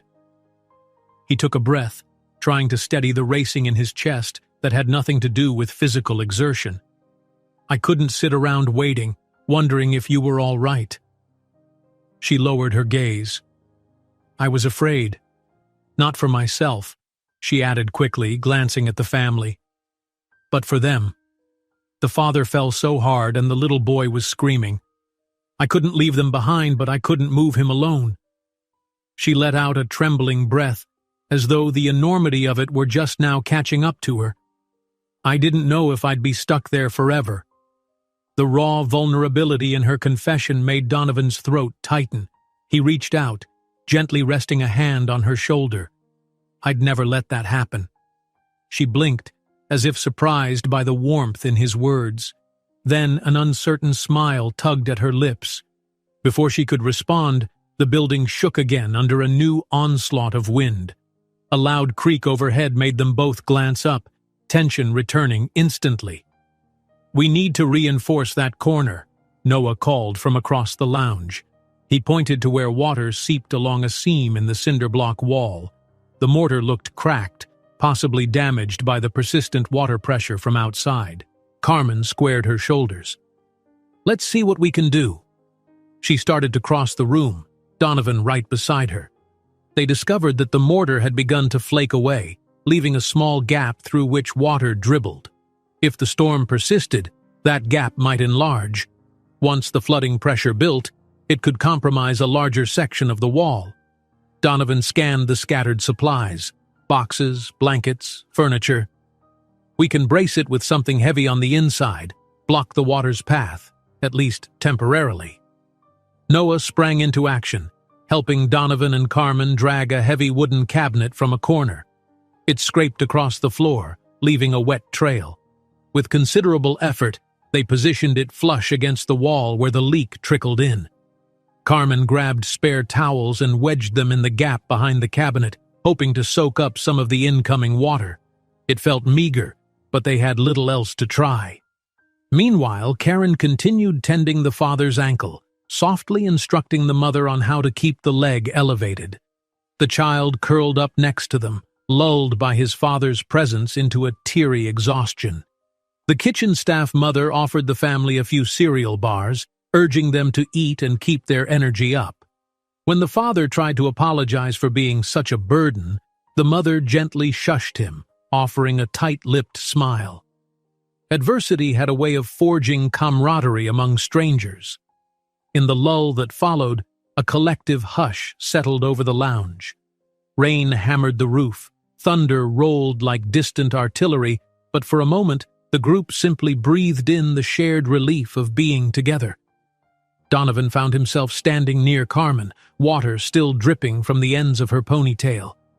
Their shoulders brushed, and he realized just how small she was compared to him, yet how large her spirit felt. He could sense a subtle trembling in her stance, a mixture of cold, fatigue, and the aftershock of the rescue. He took the initiative, guiding her toward a drier patch of floor near the lounge's center. "You need to rest," he murmured, pulling a blanket from a stack. "You're shivering." She started to protest, but the exhaustion was too evident in her eyes. With a hesitant nod, she sank onto an overturned crate, letting him drape the blanket over her shoulders. As the lantern glow played across her features, Donovan noticed details he hadn't before. The faint freckles across her cheeks, the slight quiver of her lower lip as she tried to maintain composure. She was so young, he realized, yet had carried so much weight for this failing resort, and done so with a courage that left him humbled. "They all need you," she said, voice subdued. "I can't just sit here." "You won't do anyone any good if you collapse," he countered gently. "Believe me, I've learned that the hard way. Pushing yourself too far is a recipe for disaster." For a heartbeat, he thought of his own past. Those countless days he'd worked himself to exhaustion, ignoring his marriage, ignoring the subtle cracks in his relationships. Maybe if he'd paused, recognized his limits, he might not be a divorced man battling guilt while a storm raged on his neglected island. The parallels seemed too pointed to ignore. Carmen's gaze drifted toward the family, then to the others, all huddled in quiet conversation. "This place," she whispered. "It used to be beautiful, really special. Guests would come from around the world, so happy to be here. I'd bring them towels or greet them at check-in, and I'd see such excitement in their faces. But then everything started to break down. The staff left. The manager stopped caring. Budgets got slashed. We tried to keep it running, but every day felt like we were losing pieces of what made this resort special. I didn't think it could get worse, until this storm arrived." Donovan felt an ache in his chest. He settled onto a low stack of blankets beside her crate, leaning in so he wouldn't force her to speak above the roar. "I'm sorry," he said quietly. "I'm sorry that it got to this point. He hesitated. Revealing himself as the CEO who had approved the cost cuts might break whatever fragile trust she felt. But she deserved the truth. "Listen, there's something I need you to know. Another crash of thunder rattled the walls, swallowing his words. Carmen peered at him, uncertainty in her dark eyes. Before Donovan could continue, a loud rumbling came from above, followed by a rush of water that spilled in through a fresh crack in the ceiling. The lounge erupted in alarmed shouts. That corner was near the storage room they hadn't checked thoroughly. Voices rose in confusion, water splashing across the floor. Donovan sprang to his feet, all sense of confession lost in the new crisis. "I'll see what's happening," he told Carmen, covering her hand for a moment in a reassuring squeeze. "Stay here." She nodded, tossing the blanket aside, unable to remain idle. Even with exhaustion etched in every line of her body, she stood to help coordinate. Donovan exchanged a flicker of understanding with her. This was bigger than either of them. They had no choice but to fight the storm's newest threat. He strode through the watery gloom, half of him reeling from the sense of something left unfinished in that conversation. For now, though, survival took precedence. The building shook again, a fresh wave of wind roaring past. Through it all, Donovan clung to a renewed sense of purpose. Keep these people safe, save the resort from total ruin, and, somehow, find a way to tell Carmen who he truly was and why it mattered. If they made it through the night, maybe the dawn would bring answers. Until then, the unstoppable storm tested each of them in turn, threatening to drown every hope in darkness. But Donovan Cross had already made one vow to himself in that swirling maelstrom. No matter what it took, he would protect Carmen, these families, and the dream this island once represented. He would not fail again, even if it cost him everything. A fresh torrent of water gushed through the crack in the ceiling, spilling onto the lounge floor and sending the group into renewed alarm. Donovan Cross waded toward the source, stepping around scattered blankets and boxes. His flashlight beam traced the thin fracture where rainwater forced its way through, the steady drip now a stream. The entire building groaned with the strain, as though the storm was testing every bolt and beam. "Over here!" Karen shouted, waving him over. She and Noah were hastily moving chairs and cushions to higher ground, trying to keep them from getting soaked. The honeymooners clutched each other with anxious faces. Across the room, the injured father was wincing, bracing his injured leg while his wife comforted their young son. And in the corner, the kitchen staff family was piling towels on the floor, an increasingly futile attempt to contain the water. Carmen Alvarez joined Donovan near the leak, flashlight in hand. Though fatigue lined her features, she carried herself with unwavering purpose. Rain-soaked strands of hair framed her face. "We need to find something to catch the water," she said, eyes flicking around the lounge. "A bucket. Anything. Before it seeps into the walls and does more damage." Donovan nodded, scanning the dim space until he spotted a large plastic bin by the lounge's storage closet. He yanked it free of stacked linens and dragged it under the dripping leak. Immediately, water began to splash into it with a hollow ping. Another rumble of thunder rolled across the sky, vibrating the air in the basement as if reminding them that the worst might still be out there. "The leak is coming from the storage room's ceiling," Noah said, approaching. He jerked his thumb toward a door set in the side wall. Might be a clogged drain, or maybe the storm tore off part of the roof. Carmen's mouth pressed into a determined line. Then let's see how bad it is. Donovan? Right behind you, he replied. They pressed through the door into a narrow storage room that smelled of old cardboard and mildew. The ceiling here was a patchwork of warped tiles and exposed beams. In the flickering lantern light, they could see water seeping through the seams, collecting on top of a large metal shelf before trickling over the edge to the lounge outside. A section of the ceiling sagged ominously, as if it might collapse at any moment. "Careful," Carmen breathed, stepping gingerly. She aimed her flashlight at the weak spot. If that caves in completely, water might flood straight into the lounge. We need a way to redirect it, or brace it, until the storm eases. Donovan reached overhead, pressing on the ceiling tile with cautious fingers. It felt soft, soaked through. A small avalanche of wet plaster dust crumbled onto his sleeve, making him cough. "This is bad," he murmured. "Do we have anything like a tarp or plastic sheeting?" Carmen studied the array of shelves stacked haphazardly with cleaning supplies and out-of-date brochures. "Let's check."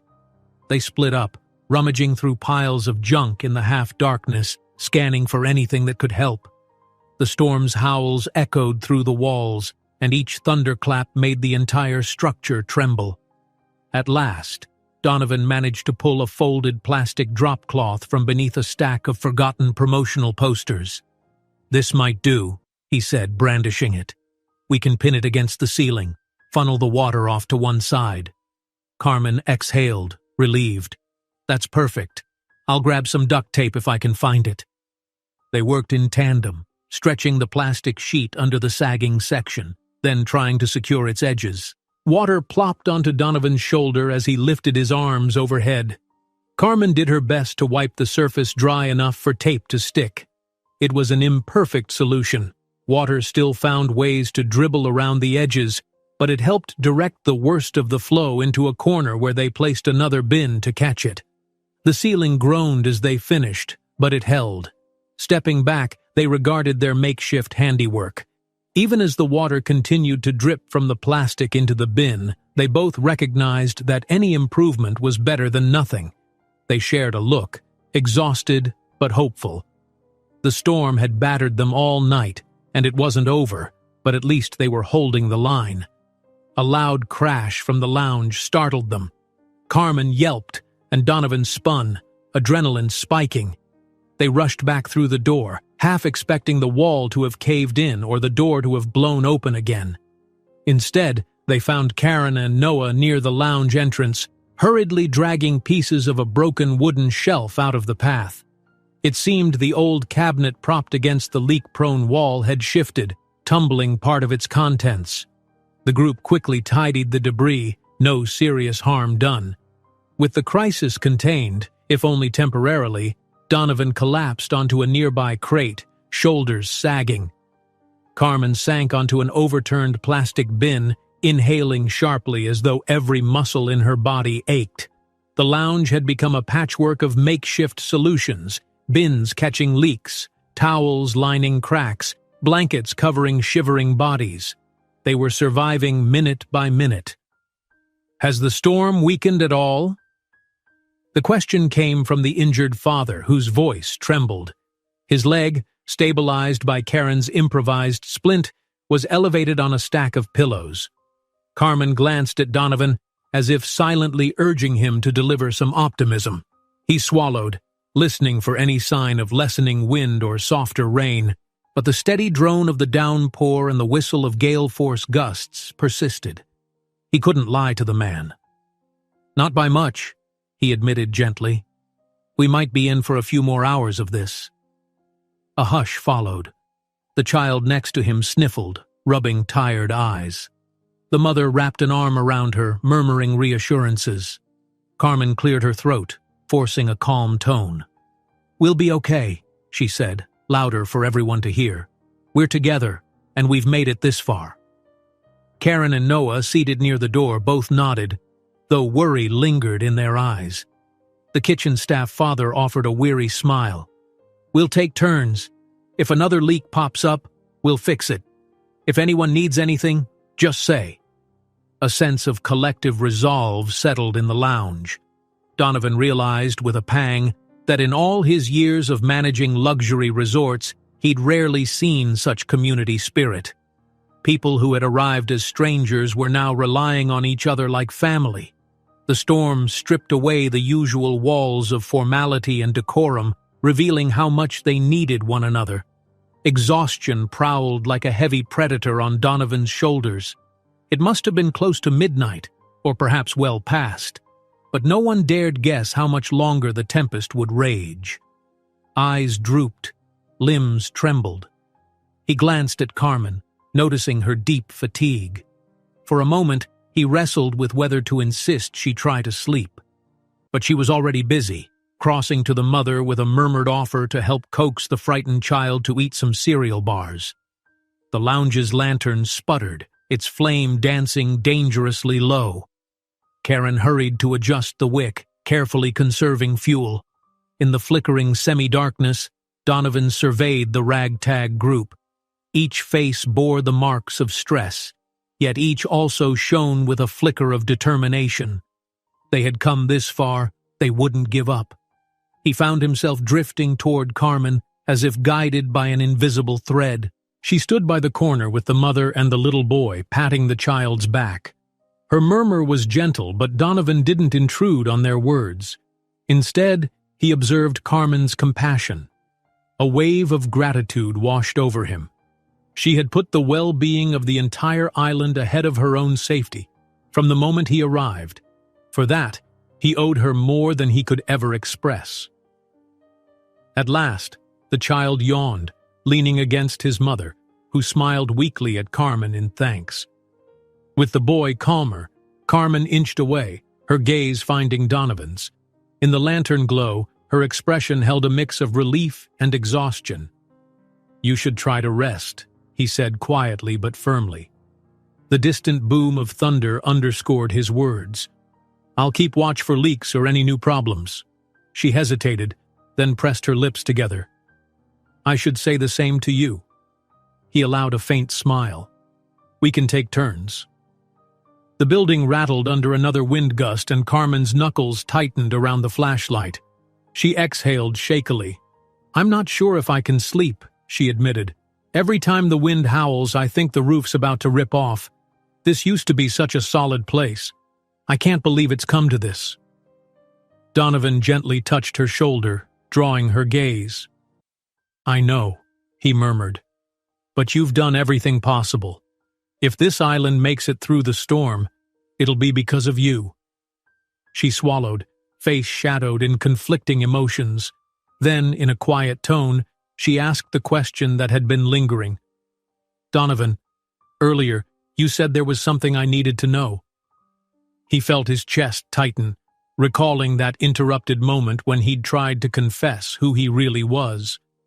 Outside, the storm raged, yet here in the lounge, time seemed to slow. Everyone else was too busy or too tired to pay attention to their private exchange. He ran a hand through his damp hair, words struggling in his throat. Yes. Carmen, I'm not just a guest." He paused, aware of how her brows knitted in curiosity. "You see, I own this resort. Or more accurately, I'm the CEO of the company that does, Cross Global Hospitality." For an instant she blinked, uncomprehending. Then her face shifted, realization blooming. "You're the Donovan Cross? The man who—" His stomach churned, unsure what reaction he'd see. Anger, betrayal, disappointment. "Yes," he said quietly. "I came here to check on things after my divorce. I honestly thought I was coming for a quiet escape, but seeing the resort in disarray, I have no excuses. My decisions have contributed to the lack of funding, the staff shortage. I approved cost cuts, trusting the local manager would handle them responsibly. Clearly that didn't happen." Carmen's eyes glistened with surprise and something akin to hurt. "You let the place fall apart." She spoke softly, not to accuse but as if piecing the puzzle together. "And yet, you've been here, rescuing us. Why didn't you say something sooner?" He exhaled, shoulders slumping. At first, I guess I was ashamed. I didn't realize how bad things had gotten under that manager. Then the storm hit, and everything spiraled.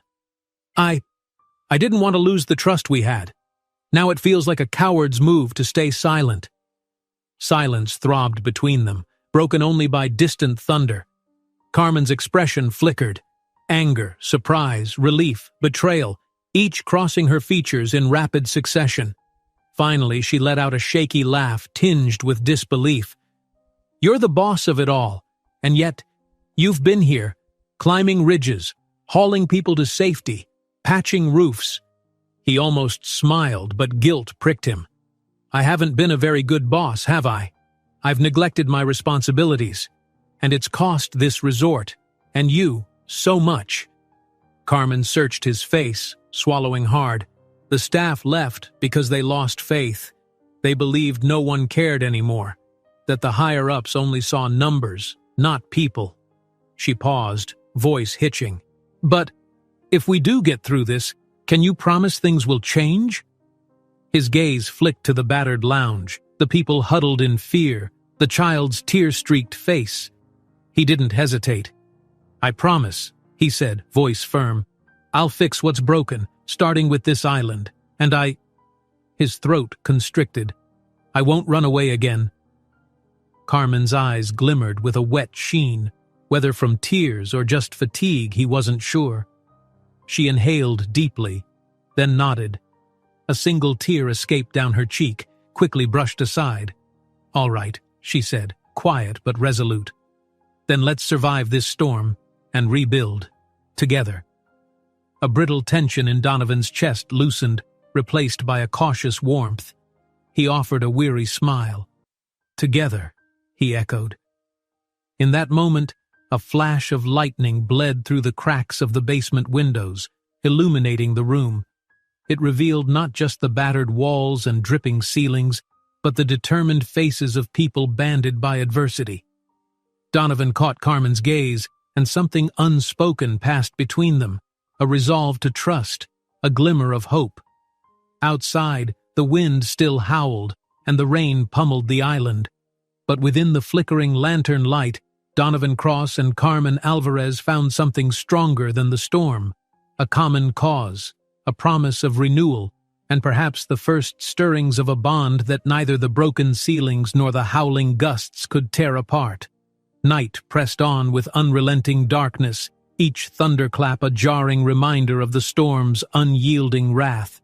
And yet, in the flickering lantern glow of the basement lounge, the smallest ember of hope began to glimmer. Donovan Cross and Carmen Alvarez, along with the handful of guests and staff, formed a circle of quiet determination. They whispered among themselves, comforting the frightened children, passing out what remained of the cereal bars, and tending to the injured father. Every so often the ceiling above groaned or water would burst through a new crack, prompting them to leap into action with buckets and towels. But slowly, painstakingly, they found a rhythm in the chaos. As the long hours crept by, exhaustion pushed many to a threshold beyond which they could not stay awake. The mother of the injured father slumped against the wall with her dozing child in her lap. Karen and Noah dozed in short, fitful spells, rousing each time thunder bellowed close. The kitchen staff parents, despite their nerves, alternated watch duty with Donovan, patrolling the lounge to check for new leaks. Their young daughter curled up in a nest of towels, lulled at last by the storm's monotonous roar. Carmen had promised to rest, but Donovan found her standing near one of the narrow basement windows, peering out into the swirling void. Rain spattered the glass, glinting like shards of silver in the sporadic lightning flashes. She stood perfectly still, shoulders trembling in an almost imperceptible shiver. He approached quietly, mindful not to startle her, though she sensed his presence and turned with tired eyes. "You should try to sleep," he said, echoing the advice he'd given her hours before. She gave a faint shake of her head. "I can't. Every time I close my eyes, I'm back outside, fighting the wind, worried that something worse might still happen." Her voice faltered for a moment, then steadied. What if the walls give way? What if the roof collapses? Donovan studied the shadows under her eyes, the tension in her posture. We'll deal with it together if it does. His voice was gentle but resolute. And if the worst comes, I promise I won't let you face it alone. A fragile smile ghosted across Carmen's lips. For a moment, there was a flicker of something more. An unspoken closeness formed by their ordeal. Then the building shook with another thunderous blow. They instinctively braced themselves against the wall. When the tremor passed, Carmen exhaled shakily. I think the storm's beginning to shift, she murmured, nodding at the window. The wind patterns feel different. Donovan paused, listening. Indeed, the gusts that had once screamed with savage intensity now sounded more like a deep, steady drone, still violent, but not as frenzied. Could it be the eye of the storm? Or perhaps the system was finally passing overhead? We should be careful, he warned. Sometimes when the eye moves over, the weather calms briefly, only to roar back twice as fierce. Carmen nodded. I know. They continued their quiet vigil. Time blurred, the minutes vanishing into a strange mixture of watchful anxiety and hesitant hope. Some people managed to doze, stirring only when water dripped somewhere new. Others stared into space or exchanged whispered reassurances. Eventually, Karen perked up and reported that the barometer in her phone's emergency app showed a rising pressure, though the phone itself was out of battery soon after. It was a tiny sign that maybe, just maybe, the storm's center was moving on. A subdued hush settled over the lounge. Rain still pummeled the roof, but the screaming wind lessened by a small yet discernible measure. Donovan, still pacing in slow circles around the lounge, paused as he caught an odd rumble, deeper than thunder, more constant. He tilted his head, trying to discern it through the pounding in his ears. Carmen joined him, straining to listen. Then, like a signal from another world, came a burst of static. It crackled from the walkie-talkie that lay silent for hours on the lounge table. Carmen darted over, snatching it up, eyes wide. "Hello?" she said, breath catching. "This is Carmen, Paradise Bay Resort. Is anyone there?" A garbled voice fought through the interference. "Heading your way. Weather window. Hold tight." The words were faint and clipped by static, but enough came through to spark a wave of relief. Rescue was possible. A hush followed as the signal faded again, but the meaning was clear. Donovan's chest flooded with gratitude. He turned to find Carmen staring at him, eyes shining in the lantern light. "They're coming for us," she whispered, almost disbelieving. He nodded, a smile tugging at his mouth. "They're at least trying. That means the worst of the storm might be letting up. If they can get a boat or plane in soon." Her shoulders relaxed visibly, and some of the tension in the lounge melted away as words spread among the group. People embraced loved ones, tears mingling with tired laughter. For the first time since the night began, real hope glimmered, like a tiny spark fending off the darkness. Still, caution prevailed. The hours that followed were a slow, uneasy wait. The wind relented in degrees, though stray gusts still rattled the building. Rain pounded on, but the thunder's voice grew distant. Dawn's pale light eventually seeped into the basement windows, revealing a world in tatters. From their vantage they saw battered palm fronds lying in sodden heaps, the courtyard partially flooded. At one point, a final volley of thunder boomed, more an echo than a direct threat. By mid-morning, the storm had degraded into a heavy tropical squall. Donovan and Carmen, leading a small recon team, Noah and the kitchen staff father, ventured cautiously upstairs to assess the damage. It was sobering. The main floor had puddles in every corridor, shattered windows letting in the humid, salty breeze. The once pristine reception hall was a wreck. Soggy rugs, overturned furniture, a portion of the thatched roof collapsed. Outside, debris littered the walkways. Yet the structure still stood. Noah climbed a short flight of steps to see if any vantage gave a glimpse of approaching rescue craft. The ocean glimmered through the parted clouds, still rough but no longer monstrous. Waves lapped at the beach, strewn with flotsam. The path from the boat dock was blocked by fallen palms, rendering it impassable.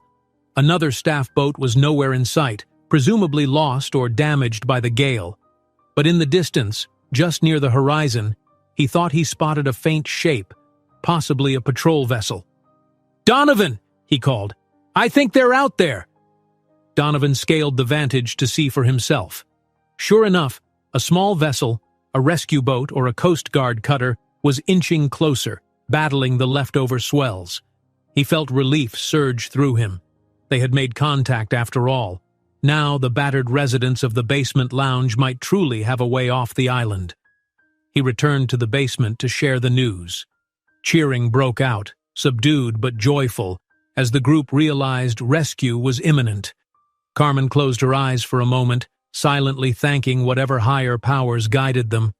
The father with the broken ankle clutched his wife's hand, murmuring about how they'd soon get real medical attention.